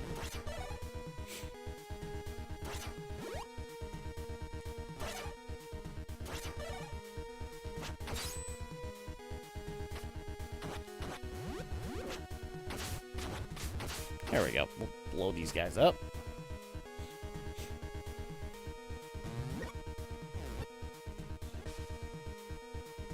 Yes, they are. Konami is the king of pachinko now.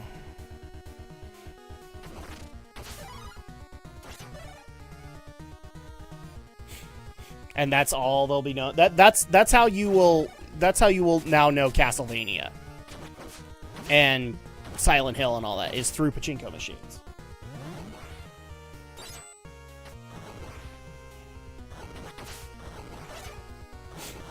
which is sad because like there were still so many good stories to be told within Castlevania alone. I'm pretty sure Metal Gear could have come up with some interesting side stories. You just didn't need to go with Snake anymore.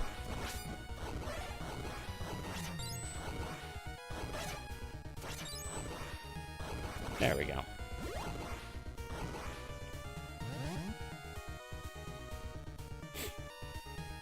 But they won't go that road. Not anymore. Not unless they can make some serious cash from it. But I think in all honesty they're probably offering those properties at like really exorbitant prices to companies like Sony to take the rights from them. Oh jeez. Yeah, I was talking about that earlier, Jiro. Mario 3D All-Stars. I'm excited. I like that it's 2 weeks away. I'm just a little bit disappointed. Really wanted Galaxy 2 in there. Didn't happen. So I'm just crying on the inside.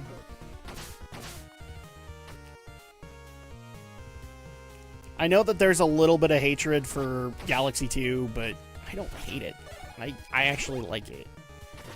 I thought it was fine.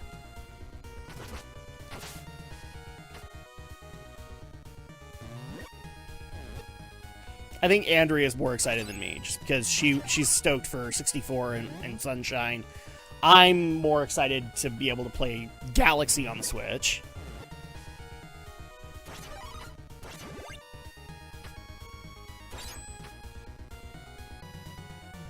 And they didn't have Reggie. Yeah, they didn't have Reggie. But then again, like, GameStop has Reggie, and they're not utilizing him either. Maybe they will have 2D All-Stars and put it in paper. So 2D All-Stars is on Nintendo Online.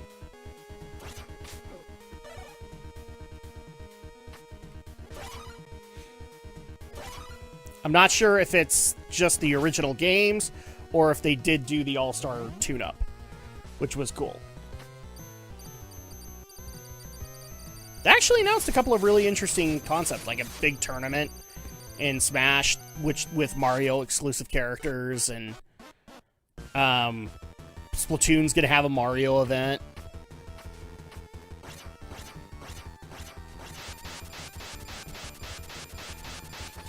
All right,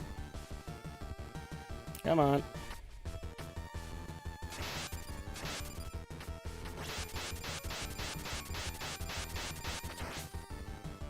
Come on, give me my third pile. Oh. That's new. I didn't think the gold hurt him.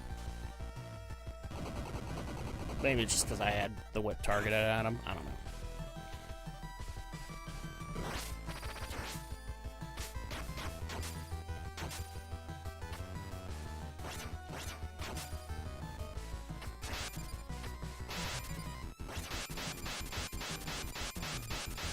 This boss looks like he could belong to Yu-Gi-Oh! Absolutely.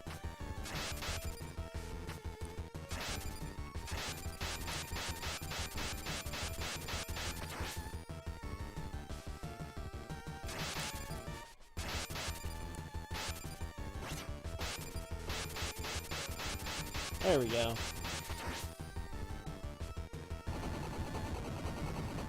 I still think Bandit Keith should be the representative of Neo America and G Gundam. I'm just saying. Enough of this Chibity nonsense. Chibity's not American enough! In America.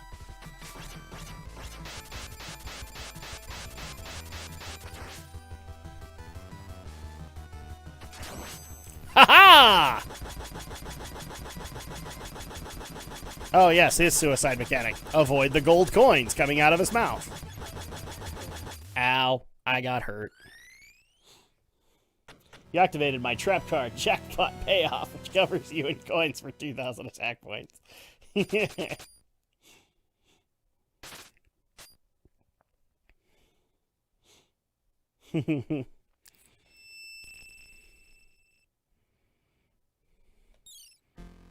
Alright. Bye, Gebel. We don't care. Should have gotten Mike Tyson for the Neo-American pilot. Actually, you know what? If Chibity had Mike Tyson's voice, that'd be amazing. It's time to duel, yes. Blasphemy unto heaven. Alright, we have secured our ending. We have ignored 2.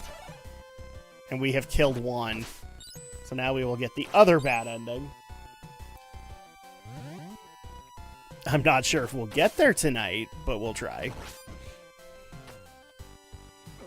It just depends on how things go.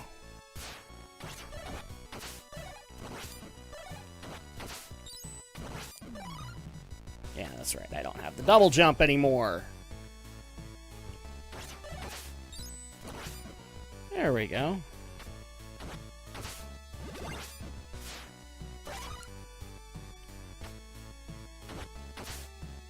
Okay, there we are.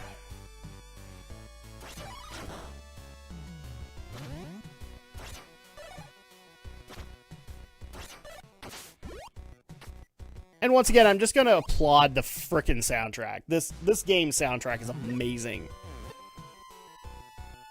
It's one of those rare soundtracks, in my opinion, like video game soundtracks, where I don't hate a single track. Because a lot of soundtracks, I'm like, I'm good except for, like, these 2 songs.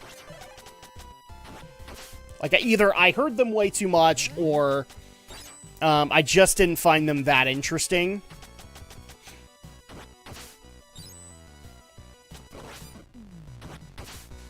I like a lot of video game soundtracks, but a lot of them have that complaint of, like, I like these tracks, but I don't like this one. This is one of those rare occurrences where it's, like, every single track is amazing. Yeah, that's not gonna reach. Because I don't have the double jump anymore.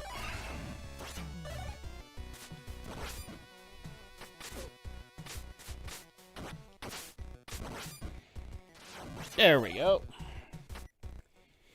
We're making good progress, though. I don't know.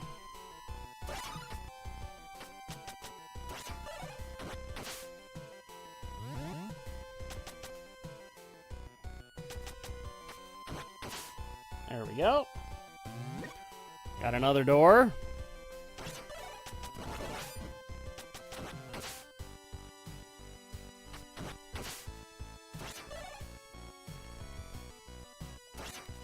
I'll go ahead and go over here.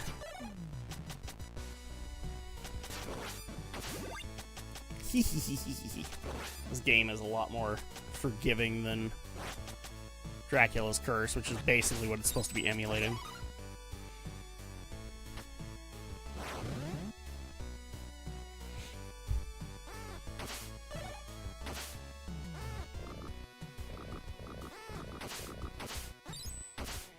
Also, I'm debating whether or not to get something off my chest because it is kind of political, and I don't technically have the restrictions that I do with the podcast here. I've just been talking to a lot of friends of mine that are trying to do like sports podcasts or whatever, and I just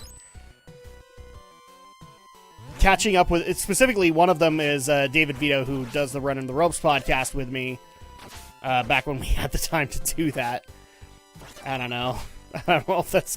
I hate to say it, guys. I don't know if that podcast is coming back.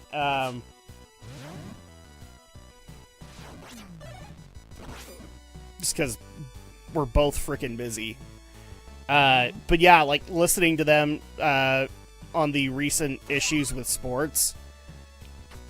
Holy crap, I feel bad for sports fans. Like, geeks are covered. We have our anime and everything like that we can go to. Crap. Wish I could stay along, but I'm very exhausted. Oh, all good. Have a good night, Atlas. But yeah, basically, like, they don't have a safe haven to be able to go to anymore. They can't watch the game. Not just because of the lockdown, because a bunch of players are being, well, pains in the ass. Like, I'm sorry that you have to make millions and millions of dollars and you can't make complaints about a certain thing on your jersey. I have no problem personally, but my problem is that when you say, okay, well, this one works, but this one doesn't. Crap. Like, all you have to deal with on football, and somebody was actually telling me that, you know, it's not just pro anymore. The college circuit is also, like, you can't watch college football without having to be preached to. Which is ridiculous, by the way. Like, geeks, we're covered. Like, I've got tons of anime and tons of games that I haven't played that I could bounce to at any given time.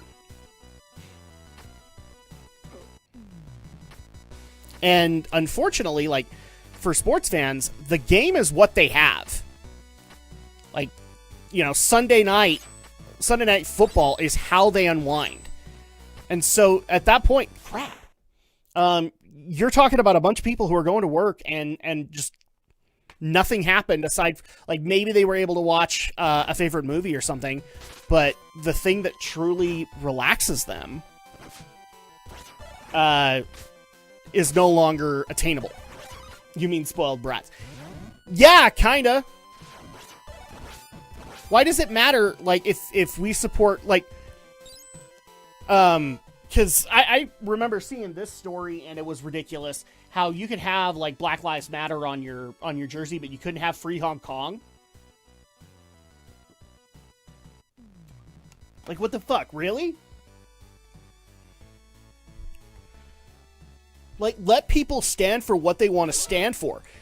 As much as I understood that people hated Tim Tebow because he would, like, I haven't watched. The last time I watched football, guys, was Joe Montana was a thing, okay? But from what I understand, the controversy about Tim Tebow is that he would pray at the end zone. How dare he? I mean, how dare he? Like, why isn't he doing a breakdance like Jerry Rice? Does it matter? Let people celebrate how they want to celebrate. If he wants to celebrate because he's thankful to God that he was able to do that, I just don't see a problem. But no, it's offensive. But now it's offensive if you stand for the Pledge of Allegiance, or if you stand for the national anthem. Like, if people want to take a knee, I think, I'm just going to say this right here now. I think it's disrespectful, and I think it's disrespectful for non-justified reasons compared to what's his bucket, Kaepernick. I don't agree with him on it. Because, frankly, he's got a pretty cushy life considering, you know, he could be donating, like, 80% of his salary over to a charity that helps inner-city kids, and it probably wouldn't I don't even know if he has a family or not, but it probably wouldn't affect his family. It'd affect his lifestyle.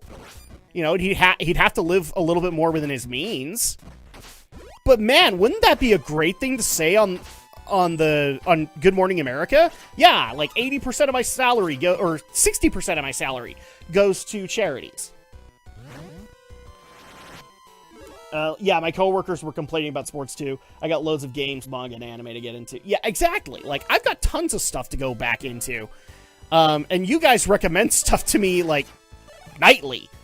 I could go into any of that and I'd still be okay.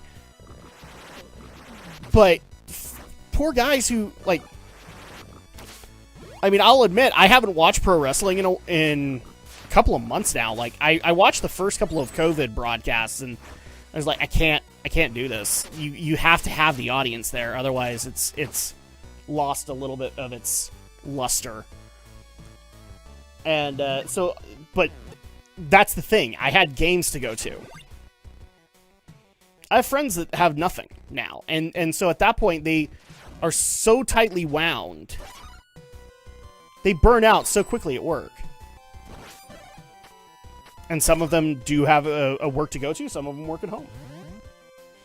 Let's see, Kaepernick is making more not playing football. Yeah, he really, from what I understand, yeah, he is. I mean, he got the Nike deal, didn't he? For whining. Not to mention comics. The indie scene is... Yeah, from what I understand, Comicsgate has not been kind to pro-mainstream there. Like, DC is feeling it this year. And, frankly, DC should be feeling it, as well as Marvel. I have no problem when the market tells you your idea is shit. I really don't.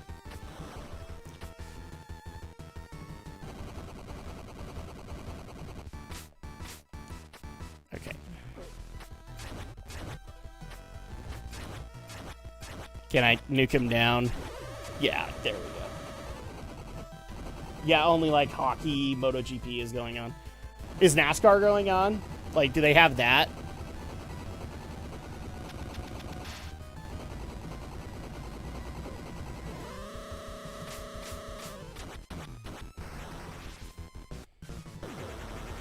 And I love that some feminists out there are like, well, then you can take up things like... Okay. Like, there's more to life than football on TV and all that. Okay. Let's just say you were a big sewing nut. What if we took away sewing from you? And sewing was all you had. You'd be in their state. And I'm pretty sure they wouldn't be complaining. Or they wouldn't say, like, go get a life.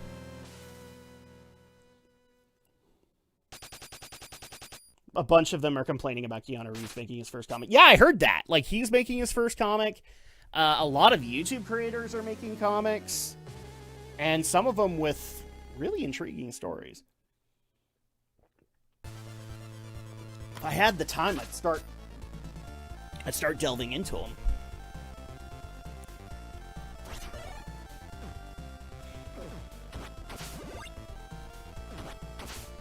I remember I even supported one of them. Because I supported the Littlest Umbrella, because that was... being a dad, I could understand, like, what the crap Umbrella guy was going through. Not to mention that, like, as soon as I heard... I can't remember who it was. There was basically a mass calling to call DCFS on him. So he'd lose his daughter. I'm just like, fuck you.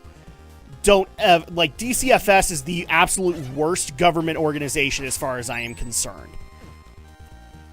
And you had people talking about willingly getting involved. Like, DCFS should never be your first call in those regards. Like, there should be so many other ways to handle that. DCFS is the last way I would ever do that. And I'm talking, like, if I knew a neighbor was, like, hitting a kid or anything like that, like, I'd probably act myself before I'd call DCFS, because DCFS will do nothing except rip the family apart. And they probably won't even solve the problem. Yeah, I've been reading cosplayer going stir crazy, not being able to go to cons. Yeah.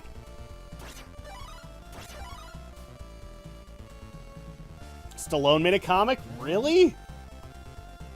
About what? He made Rocky the comic? Or I guess at this point it'd be Creed the comic.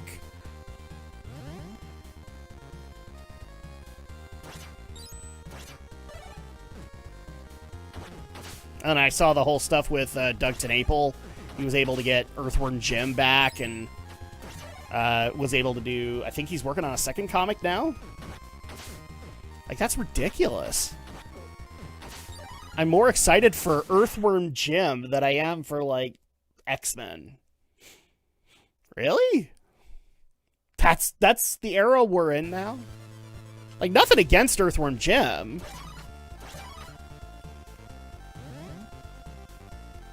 Oh, okay, alright. My bad, sorry. I forgot about Expendables, believe it or not. Like, oh yeah, Expendables is a thing. Okay, so he did that. Okay. Yeah, because that's his baby. Alright. I'm okay with that, then.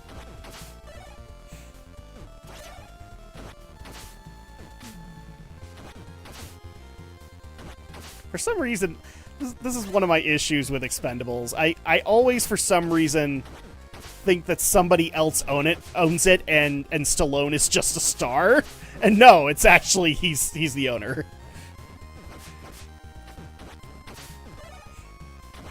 I remember a friend of mine had to correct me because for some reason I thought Schwarzenegger owned it because he was the only one that wasn't on camera. So I'm like, okay, well, he's funding it. Because at that point he was still kind of... No, he wasn't the governor, but he was wrapping up.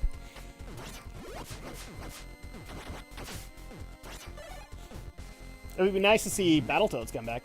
Actually, that was one thing I wanted to ask you guys because this Saturday, even though I haven't put the preview up, this Saturday is going to be Final Fantasy Crystal Chronicles Remastered. Me and Andrea are going to take that on multiplayer. And we're debating whether or not to do a first-time playing of the new Battletoads game. Because that, I think, is out. And I know it's controversial. Some people are not fans of the art style. I saw the trailer. I didn't really care. You know, it's fine. It's Battletoads. Battletoads is back, as far as I'm concerned. So I was willing to at least give that a shot. How would you guys feel about us actually trying to take on Battletoads for a Saturday night or something like that?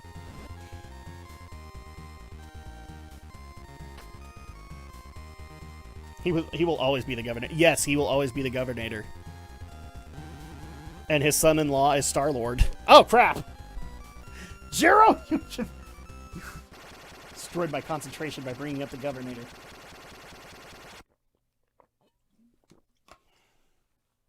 That still always blows my mind now, is that Chris Pratt's father-in-law is Arnold.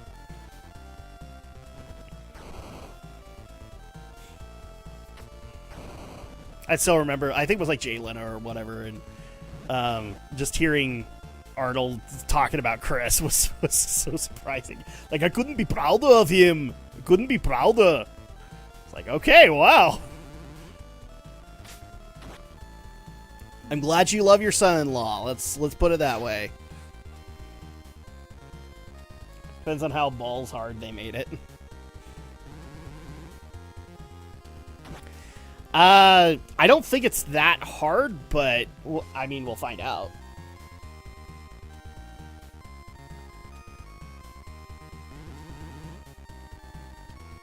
There we go. I can't do extra hits because I don't have the damn... Oh, wait, I do have this. There we go. That helps. I forgot I had that.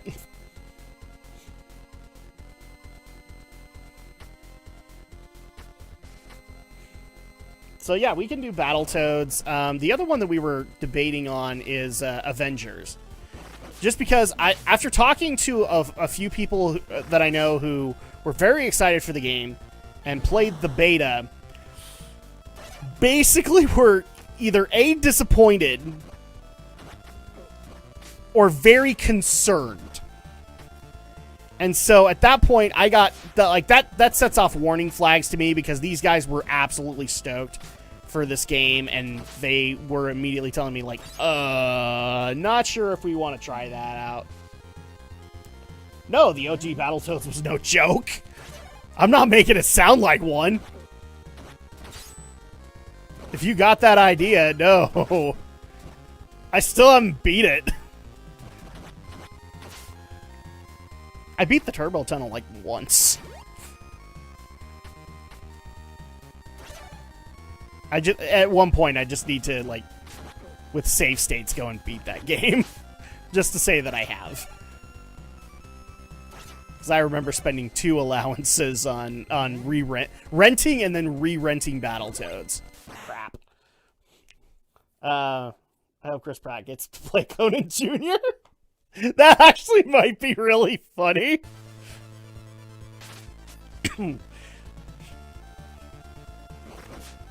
Either that or have, like, if they do, because I think they're talking about another Conan remake, even though they did one with I think it was Jason Momoa, wasn't it? They did a Conan remake with Jason Momoa, and there's talk of another reboot because the Red Sonja thing didn't work out with what's her bucket from Charmed. And it would actually be really funny if all of a sudden in, like, some random tavern or gathering hall, you just saw Chris Pratt and Arnold Schwarzenegger, like, giving dirty eyes to whoever is playing Conan. And then all of a sudden, Arnold looks over to Chris Pratt, and he's like, "You could have been great at one time."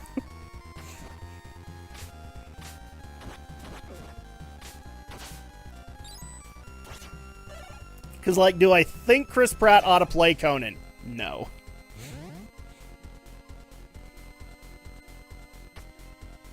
Okay, I gotta get out of here. Or serious, either way, it would be funny. Oh yeah, hell yeah, it'd be funny. That's actually what they need to do. Like, I'm not big into SNL anymore, but like if they actually could get Arnold and Chris Pratt on the same episode, they need to make fun of Conan.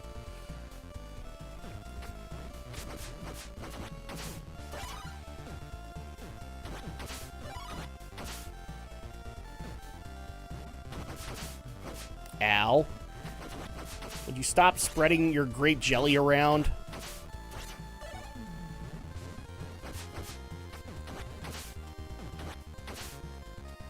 There we go. Dang it.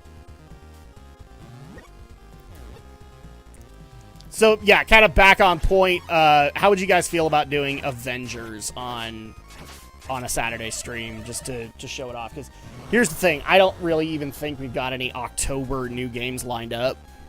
Mainly because October's going to be crazy busy. And frankly, nothing in November or December was really all that interesting to us.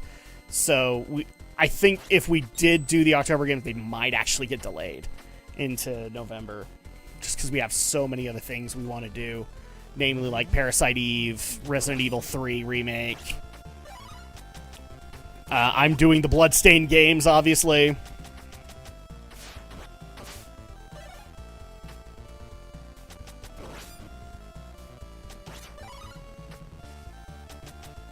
I'll tell you one series I would love to be able to cover in these streams, but I can't because I don't have all the games, and I don't think they're available anymore online, is Legacy of Kain. Oh, I'd love that. Like, I know you can get Blood Omen, the original Blood Omen. I think Blood Omen 2 is easily available. Soul Reaver, maybe. Soul Reaver 2, not sure. And Defiance, certainly not.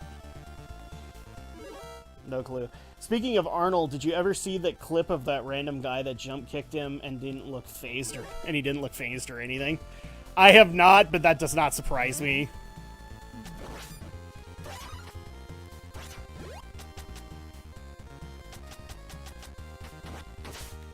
Like, he doesn't look like he could bench press a truck anymore, but crap.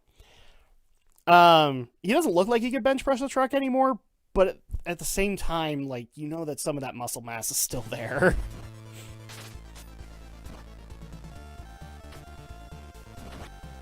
I'm not saying, like, he would be fine in a wrestling ring. Probably wouldn't be. His body's probably atrophied way too much. But the muscle mass is still probably there. Because he still takes pretty good care of himself, right? Son of a bitch! Oh! If I had the double jump, this wouldn't be a problem. But I don't, so it is.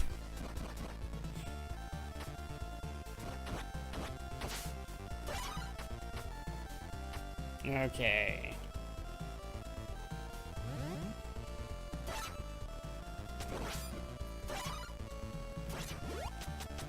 This is the only thing I could think of. Is maybe the charm will help me here. But if I can't get another... I'm calling it a night. Peace. Oh, good to see you. It was still good to see you, RPX. I understand. I've got kids in the morning. I got kids to take to school. And then kids to take and do errands with. And just a reminder, the podcast is going to be happening. We're probably going to be talking about the Mario Direct. I think I've got a couple of other events that I wanted to get in there too. Also, we might... Wow, I actually made it. We might also tackle, like, holiday plans and things like that, because I'm actually getting really concerned about how the podcast is going to work this holiday season, considering that all three of us at this point have jobs that the holidays are going to affect.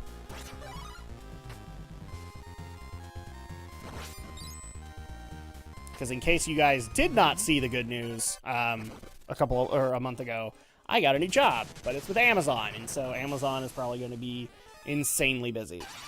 Have you thought about trying Subnautica? We've bounced that back and forth, actually.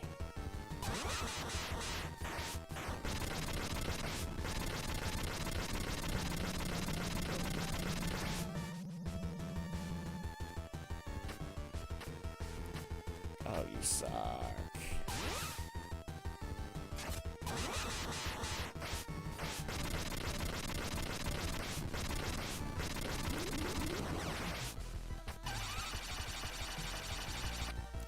Okay.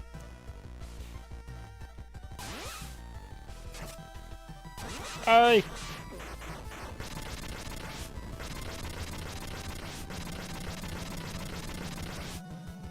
Ha ha ha ha ha.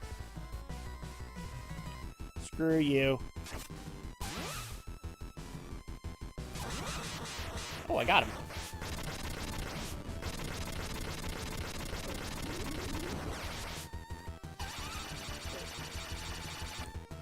Oh.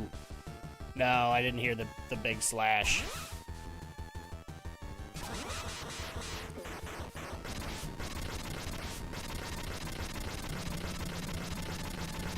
Frickin' Storm Eagle.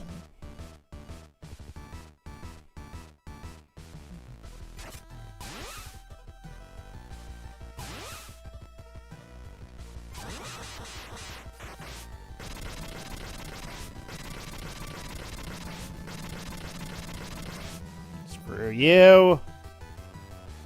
But yes, we have brought up Subnautica. And I think we're leaning towards doing it. We just wanted to get a couple of other big games out of the way first. Oh, this. Okay, so he's gonna start tossing out lightning. Ow. Ow. There we go. I survived. Did you ever try Fall Guys? That was free for PSN. A lot of streamers have... We have not, but we want to do it. There's no ifs, ands, or buts. We saw a lot of YouTubers' videos on it, as well as we wanted to get to it in St. George, but Alex was a little bit more interested in playing Super Mario Party because he hadn't played it. So yeah, we'll get to that too. I'm just not sure if like the Geek News crew is going to do it, because that would be interesting. We definitely have to see if that's workable. Not in, like, I would much more, like, want to do online multiplayer, but, I think, I need to double check with Romney. I think his internet's pretty nasty when it comes to online multiplayer, and Alex's is definitely. We would have to figure that crap out before we could do anything with that. But I know me and Andrea, at the bare minimum, wanted to try it out for a stream. We're trying to get so many games that we want to try out done before the October rush happens for us, because we want to do Parasite Eve and all the stuff that we've been promising.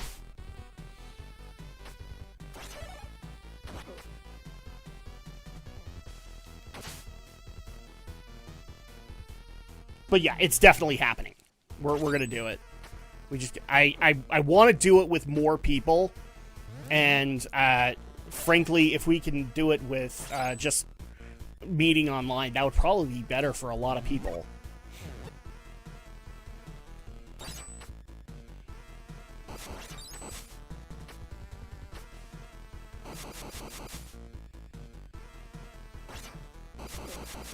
Well, that didn't last long. Still making my way through this is what, 5, 6, something like that. This game only has 8 stages, so I just want to make as much progress as I possibly can before I gotta call it a night. And that way we can get the other bad ending out of the way next Thursday. And then move on to the real endings, the true endings, as it were.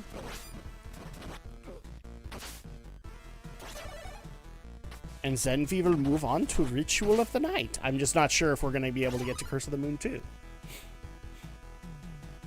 It'd be cool if we could.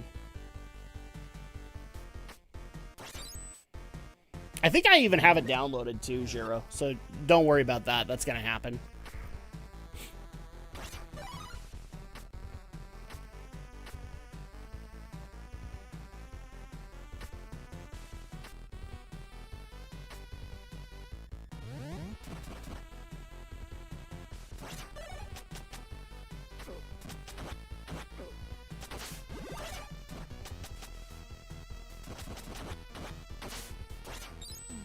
Yeah, I'm really not sure how the holidays are going to work out this year just because of how busy I'm going to be, much less Romney or Alex. I know we are still going to get the Geek News movie night done. That's going to happen. We've promised it.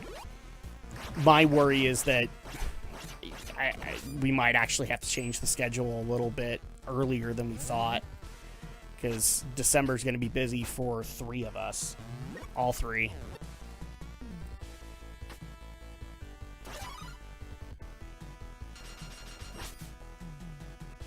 Screw you. Hi, Scissor Man. Just curious about your future lineup. Oh no, we got lots of things lined up. I think at some point we might have to appease Sophia and finally play Yakuza Kiwami, just to say that we have.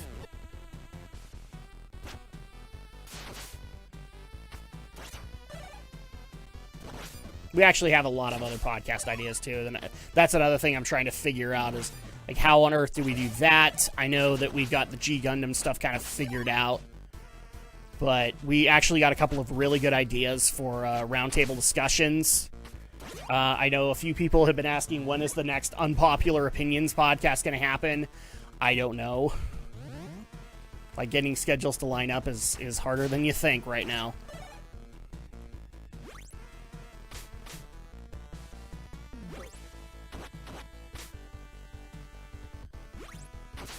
There we go. No Playboy Bunny.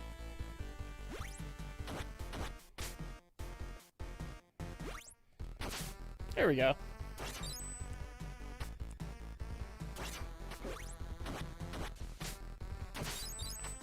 There we go. It's not bad, actually. I think you'll find parts of Yakuza humorous. That's what a few friends are saying.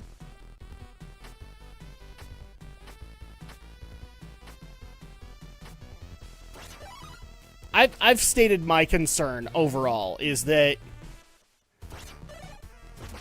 I'm just not into GTA-esque games, like where you're part of the mafia. That's not interesting to me. So I'm hoping that I'm not bored out of my skull while we're playing. That's like my worst fear. Is people are like, we wanted you to play it, and I'm like,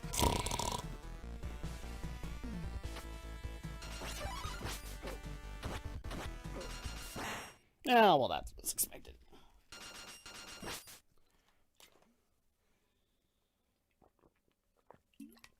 I mean, I know that a lot of the Shenmue team moved over to Yakuza. That's cool. They had to do something.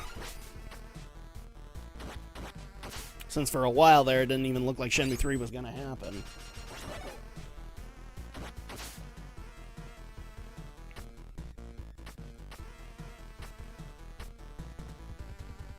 Oh, we've got it. Okay, we are to the gauntlet. We are actually really close to the end of this level.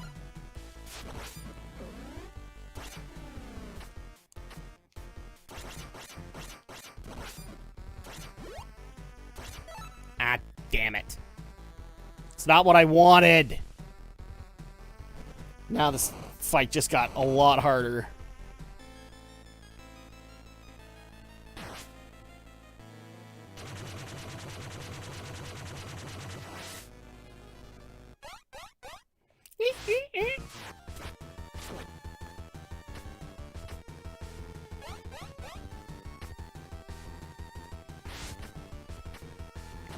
This fight just got harder, and it just got slower.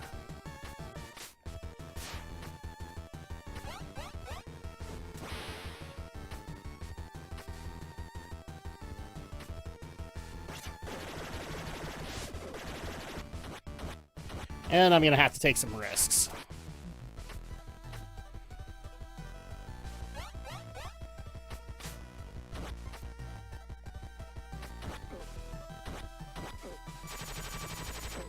Yep, Dad. Thank you. I actually kind of wanted to die so that I could get the chain whip again. Oh.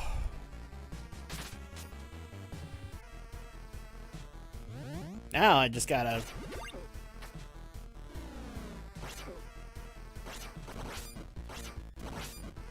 I'll take that.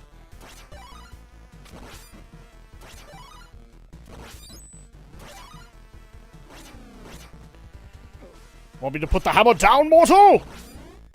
Yes. Yes, Thor, I want you to put the hammer down. Wow, full weapon points? Jeez.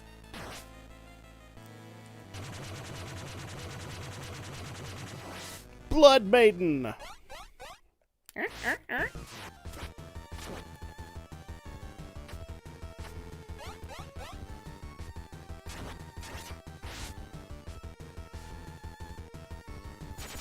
Nope, screw you.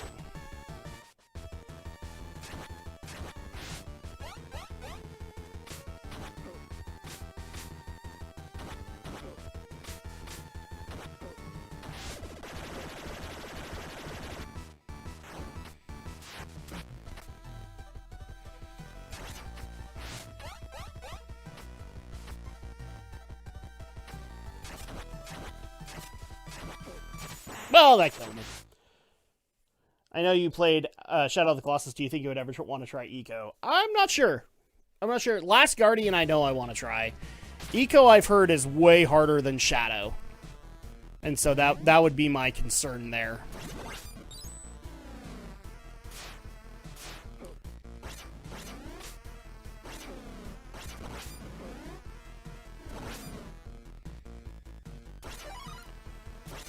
I'm just gonna go down here and see if I can grab any excess stuff.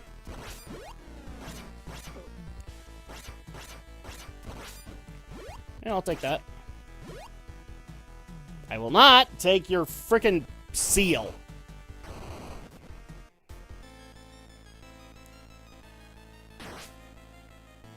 That is still a really great sprite, though.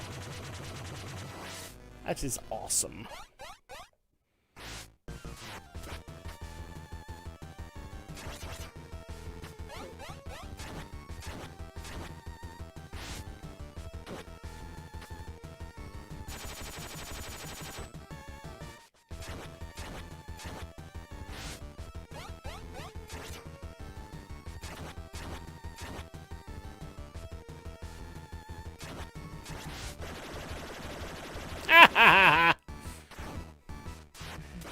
I didn't even plan for that to happen, and it worked out in my favor.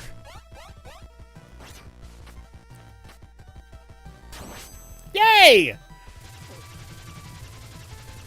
I'll just, you know, sit in this corner and let you kind of go off. Oh my gosh, that is still a horrifying thing to look at. All right.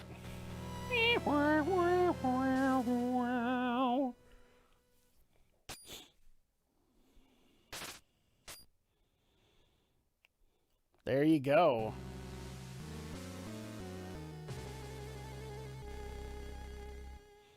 That was either stage 5 or stage 6. Stage 6. Defiler of Taboos.